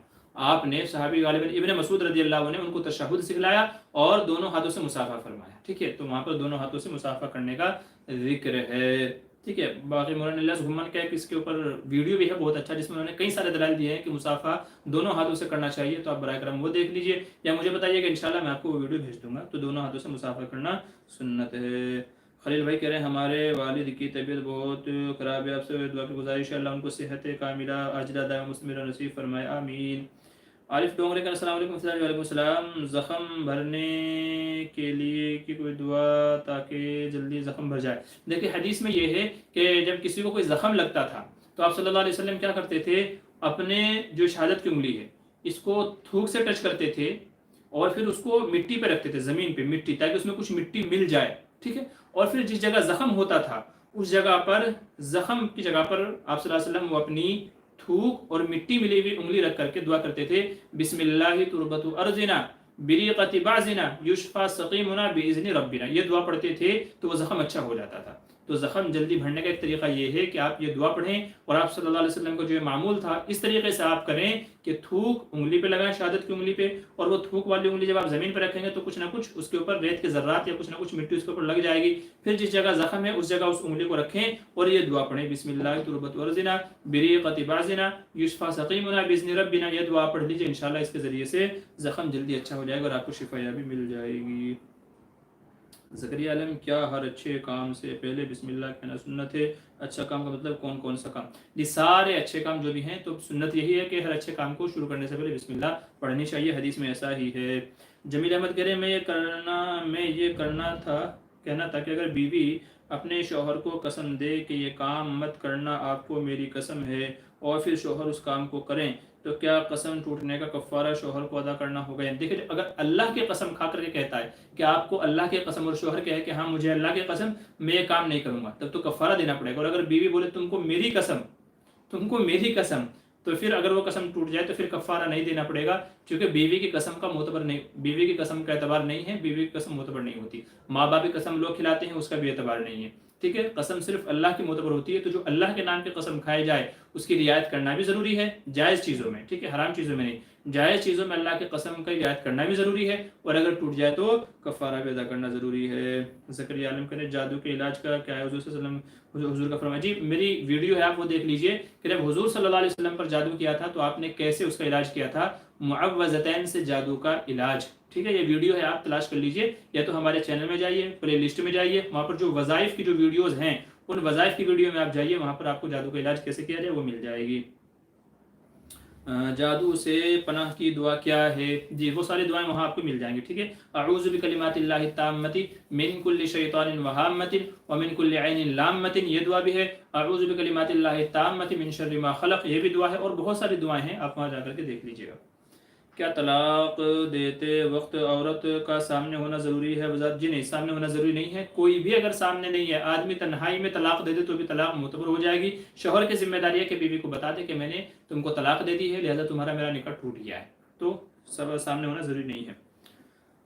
مسیح اللہ بھائی کہہ رہے ہیں مفتی صاحب امتحان مقصود نہیں ہے بلکہ دفع اشکال مقصود ہے، کیونکہ مفتی صاحب نے کانوں کے اندر کا مسا شہادت والی سے جبکہ مفتی سلمان نے خنصر سے، جی دونوں نے، میں نے آپ سے کیا کہا، میں نے خلاصہ کر دیا نا کہ بعض علماء نے خنصر سے کہا ہے، بعض نے شہادت کی انگلی سے کہا، تو دونوں طریقے ہیں، دونوں طریقے سے آپ کر لیں گے تو مسا آپ کا ہو جائے گا۔ زکریا عالم کہہ رہے ہیں سنت ہیئر رکھ رہا ہوں تو کیا ہیئر کو اسٹریٹ کر سکتے ہیں، جی ہاں، آپ چاہیں تو بالوں کو سیدھا بھی کر سکتے ہیں، کوئی مسئلہ نہیں ہے، اگر کسی کے گھنگھر والے بال ہیں تو۔ ایم ڈی صداقت کہہ رہے ہیں مفتی صاحب حقوق اللہ پہلے ہے یا حقوق العباد پہلے ہے، دونوں ہی ضروری ہیں، پہلے بعد کا مسئلہ نہیں ہے، ٹھیک ہے، نہ آپ اللہ کے حقوق کو ضائع کر سکتے ہیں نہ آپ بندوں کے حقوق کو ضائع کر سکتے ہیں، ایسا نہیں ہے کہ آپ اللہ کے حقوق پہلے ادا کریں بندوں کے نہ ادا کریں، ایسا نہیں ہے، دونوں کو ادا کرنا ضروری ہے، حقوق اللہ بھی ضروری ہے، حقوق العباد بھی ضروری ہے۔ ہاں اگر آپ یہ کہیں کہ جی پہلے کس کا ادا کریں، پہلے اللہ کے حقوق ادا کریں یا بندوں کے حقوق ادا کریں، تو پھر پہلے اللہ کے حقوق ضروری ہیں، پہلے اللہ کے حقوق کو ادا کریں پھر بندوں کے حقوق کو جو ہے ادا کریں، لیکن ادا دونوں کرنے ہیں، دونوں ادا کرنا ضروری ہے، جس میں بھی آپ کمی کوتاہی کریں گے اللہ کے یہاں پکڑ ہوگی۔ زکریا عالم کہہ رہے ہیں نماز استسقاء کیسے پڑھ سکتے ہیں اور اس کی فضیلت کیا ہے، دیکھیں نماز جو استسقاء پڑھی جاتی ہے وہ بارش کے لیے پڑھی جاتی ہے، اگر کسی علاقے میں کہیں پر اگر بارش نہ ہو رہی ہو تو اس وقت نماز استسقاء پڑھی جاتی ہے، نماز پڑھی جاتی ہے، ٹھیک ہے، اس کا طریقہ کیا ہے غالباً اس کے اوپر میری ویڈیو ہے، اگر نہیں ہے تو انشاءاللہ میں بنا کر کے اپلوڈ کر دوں گا، بہرحال یہی طریقہ ہے حضور صلی اللہ علیہ وسلم سے یہی ثابت ہے، جب بارش نہیں ہوتی تھی تو نماز استسقاء جو ہے پڑھتے تھے اور اس کی وجہ سے اللہ تبارک و تعالیٰ بارش نازل فرما دیتا تھا، چونکہ یہ ایک اضافی اللہ کی عبادت ہو رہی ہے، جو نماز استسقاء ہے یہ اللہ کی اضافی جو عبادت ہو رہی ہے، اس وجہ سے نماز استسقاء یعنی بارش کے لیے نماز پڑھنا، نماز استسقاء کا مطلب ہے بارش طلب کرنے کے لیے نماز پڑھنا، ٹھیک ہے، تو یہ پڑھنی چاہیے۔ ہنا ویڈیو کریٹر السلام علیکم، اللہ سلامت رکھے آپ کو، اچھا جی بہت بہت شکریہ۔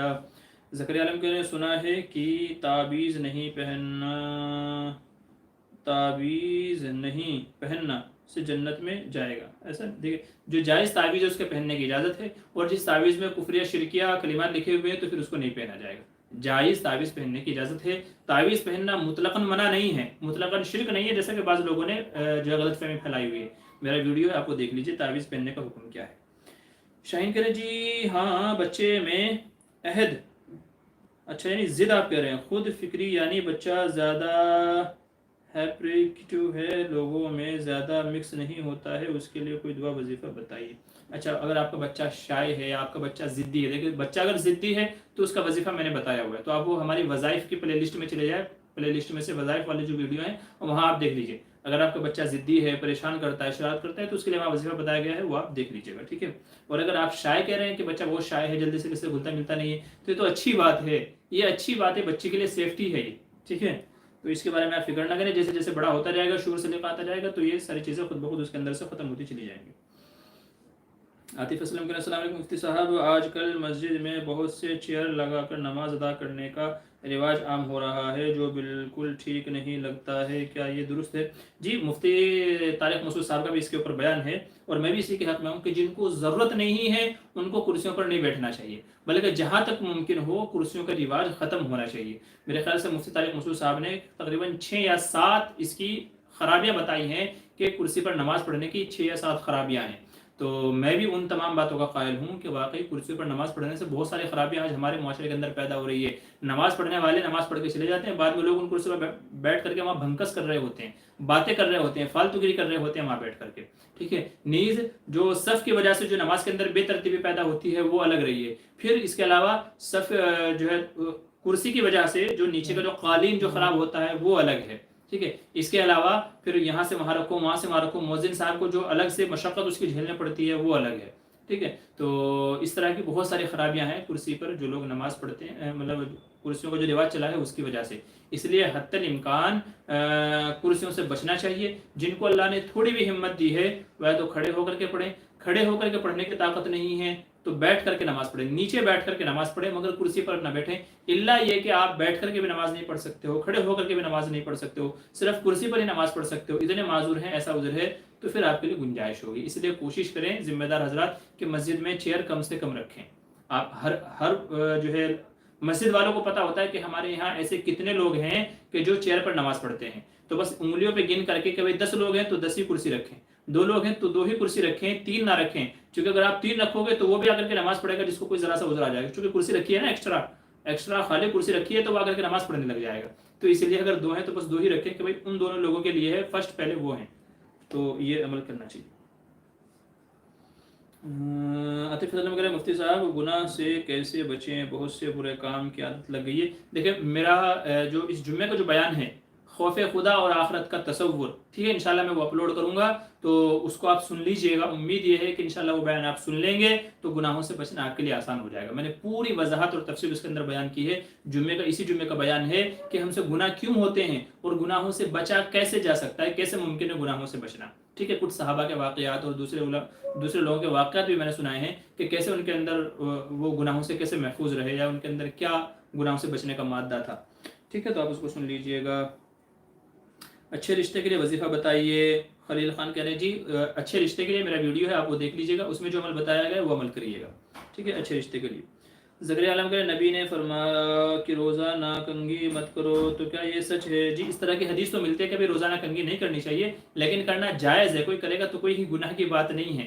ٹھیک ہے, وہ کسی اور وجہ سے کہا ہے, کبھی آدمی کے اندر بناؤ سنگار کی عادت نہ پڑ جائے, عورتوں والی عادت نہ پڑ جائے, اس کی کچھ اور حکمت علماء نے بیان کی ہیں کہ جس کی وجہ سے حضور نے منع فرمایا. واقعی اس طرح کی حدیث ملتی ہے. خلیل بھائی کہہ رہے ہیں ایک شخص کو میں نے بنیان پہن کر نماز پڑھتے دیکھا, کیا اس کی نماز ہو گئی؟ یعنی جی نہیں, نماز ہو جائے گی. نماز کے اندر صرف سطر کا ڈھکا ہوا ہونا ضروری ہے.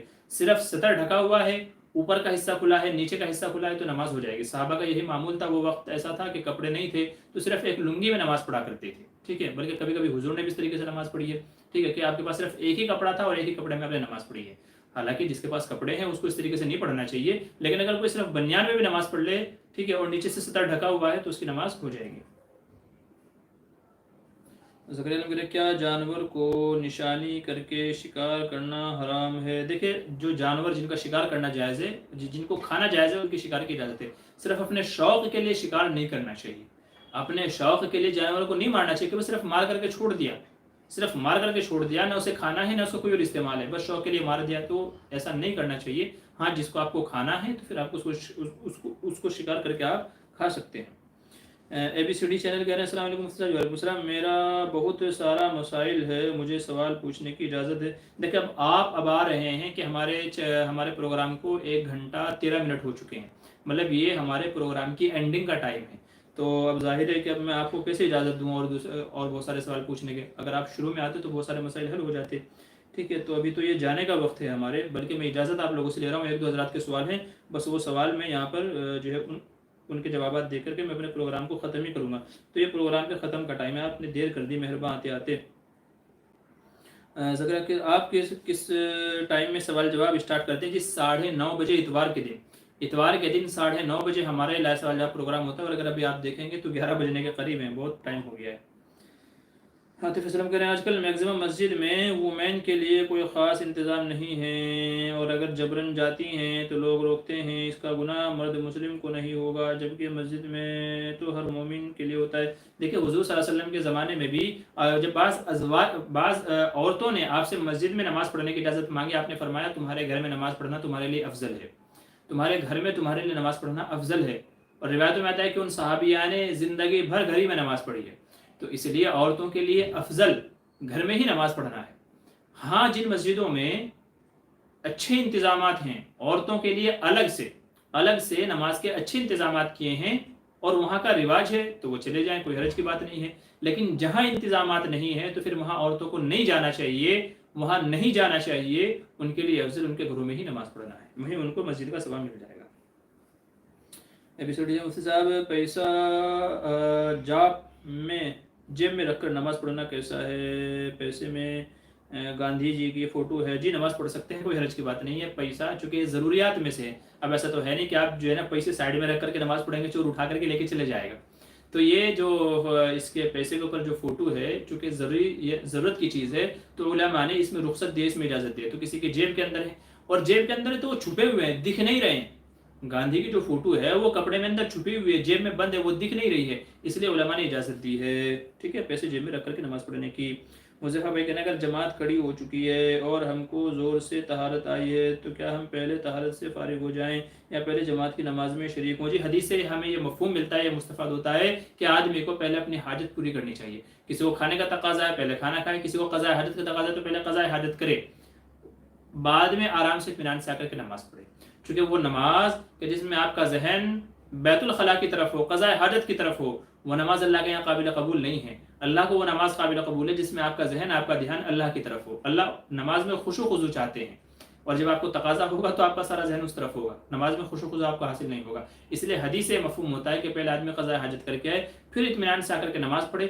جماعت چھوٹ گئی ہے تو کوئی بات نہیں, اپنی بات میں آ کے انفرادی نماز پڑھے, لیکن اس طرح مشقت کے ساتھ میں روک کر کے زبردستی اور ذہن تمہارا وہاں ہے اس طریقے سے نماز نہیں پڑھنی چاہیے.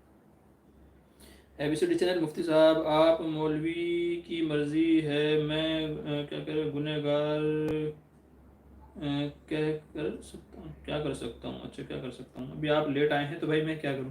زکریا علیہ السلام علیکم. جی وعلیکم السلام. کیا کریں مفتی صاحب, نماز نہیں آتی ہے تقوی کے لحاظ سے. مولانا سعد فرماتے ہیں کیا کریں نماز نہیں ہو. ارے بھائی مولانا سعد صاحب کو چھوڑ دیجیے, ٹھیک ہے. خود ان کی جیب میں ملٹی میڈیا موبائل ہوگا, ان کا نہیں ہوگا تو ان کے بچوں کی جیب میں ملٹی میڈیا فون ہوتے ہیں اور پیسے وغیرہ ہوتے ہیں, وہ نماز پڑھتے تو ان کو چھوڑ دیجیے. ان کا تقوی الگ چیز ہے, ٹھیک ہے. ان کو وہ مسئلہ بلکہ عوام میں بیان بھی نہیں کرنا چاہیے اس طرح کے مسئلے. تقوی کا ہر آدمی کا معیار الگ ہے. بھائی آپ کا تقوی ہے تو آپ وہ مسئلہ اپنے تک رکھو نا, دوسرے کو کیوں اس کے اندر جو انوالو کر رہے ہو. تو مولوی صاحب کو چھوڑ دیجیے, ٹھیک ہے. بلکہ دوسرے معتبر, بلکہ اکثر امت نے صرف ایک بندے کو چھوڑ کر کے, ٹھیک ہے, اسے ایک بندے کو چھوڑ کر کے باقی آپ کسی بھی مفتی کے پاس سے لے جائیں, کوئی بھی آپ کو منع نہیں کرے گا. اب مرضی آپ کی, آپ کو اکیلے کی ماننی ہے کہ بقیہ جمہور امت کی ماننی ہے, آپ کی مرضی, آپ کو جس کی ماننی ہے اس کی مان لیجیے گا. کیا ہم کو جماعت کا ثواب ملے گا بعد میں؟ دیکھیے جماعت اگر چھوٹ گئی ہے تو جماعت کو تو ثواب نہیں ملے گا, لیکن انشاءاللہ خشوع و خضوع سے آپ پڑھیں گے اور اطمینان سے آپ پڑھیں گے, انشاءاللہ اس کا آپ کو ثواب ملے گا. ٹھیک ہے. تو چلیے ابھی کے لیے اجازت دیجیے, کافی سارے سوال ہو گئے ہیں اور کافی سارا وقت ہو گیا ہے آج کے اس پروگرام کے اندر, اور ماشاءاللہ بہت سارے اچھے اچھے سوال جواب آج کے اس مجلس میں ہو گئے ہیں. ٹھیک ہے نا. کیا کہہ رہے ہیں مولانا سعد کو ٹھیک ہے چھوڑ دیجیے, مولانا سعد کی بات چھوڑ دیجیے, ٹھیک ہے. جو کیا کہتے ہیں نا کہ مختلف شخصیت ہے تو مختلف شخصیت کو چھوڑ دیجیے, اس کے بارے میں بات کرنا سوائے باتوں کو بڑھانے کے اور کچھ نہیں ہے. ٹھیک ہے. تو اب آپ دیکھ لیں آپ کو کس پر اعتبار ہے, کس پر بھروسہ ہے, اس کے مطابق آپ عمل کر لیں, وہ چاہے جو بھی ہو. ٹھیک ہے. بس یہ کہہ کر کے اپنی بات کو ختم کرتا ہوں. چلیے فی الحال کے لیے اجازت دیجیے, انشاءاللہ حیات باقی, ملاقات باقی, تو پھر دیکھتے ہیں کب ملاقات ہوتی ہے. تو آج کا میں پروگرام یہیں ختم کرتا ہوں. بہت سارے مسائل آج کی اس مجلس کے اندر ہم نے سیکھے ہیں, بہت اچھے اچھے مسائل تھے. آپ یہ خود بھی سنیں, ان کے مطابق عمل کریں اور اپنے دوسرے دوست و احباب کے ساتھ بھی پہنچائیں. آج پورے 100 ایپیسوڈ ہمارے ہو گئے ہیں. آپ شروع سے ایک نمبر سے لے کر کے اگر سننا شروع کریں گے, اگر روزانہ بھی اگر آپ ایک ایپیسوڈ سنیں گے, میں کہتا ہوں کہ آپ کو اکثر مسائل کا علم ہو جائے گا انشاءاللہ. کسی مسئلے میں آپ کو کنفیوژن اور ڈاؤٹ نہیں رہے گا. اگر آپ ہمارے 100 کے 100 ایپیسوڈ سن لیں گے, اکثر مسائل ہمارے ہو گئے الحمدللہ, وہ چاہے نماز کے تعلق سے ہو, وہ چاہے زکوٰۃ کے تعلق سے ہو, حج کے تعلق سے ہو, عمرہ کے تعلق سے ہو, میاں بیوی کے حقوق کے تعلق سے ہو, نماز جنازہ کے تعلق سے ہو, زکوٰۃ کے کسی بھی تعلق سے ہو. یہ ان 100 ایپیسوڈ میں ہر طرح کے ہمارے مسائل آ گئے ہیں. تو اس لیے آپ سے گزارش کروں گا کہ آپ موقع نکال کر کے شروعات سے ایک ایک ایپیسوڈ آپ روزانہ سننا شروع کر دیں. اگر ایک ایک ایپیسوڈ بھی آپ روزانہ سنیں گے تو کم سے کم آپ کے 4 مہینے جائیں گے, کم سے کم بھی 4 مہینے جائیں گے یہ 100 ایپیسوڈ آپ کو مکمل کرنے میں. اور ان 4 مہینے مجھے امید ہے انشاءاللہ کہ آپ جو نا آدھے سے زیادہ آپ کو مسائل کا علم ہو جائے گا, آدھے سے زیادہ آپ کو مسائل کا علم ہو جائے گا. تو چلیے آج کے لیے اتنا ہی، بس اجازت دیجیے، انشاءاللہ پھر کبھی ملاقات ہوگی، حیات باقی ملاقات باقی، اجازت دیجیے، السلام علیکم ورحمۃ اللہ وبرکاتہ۔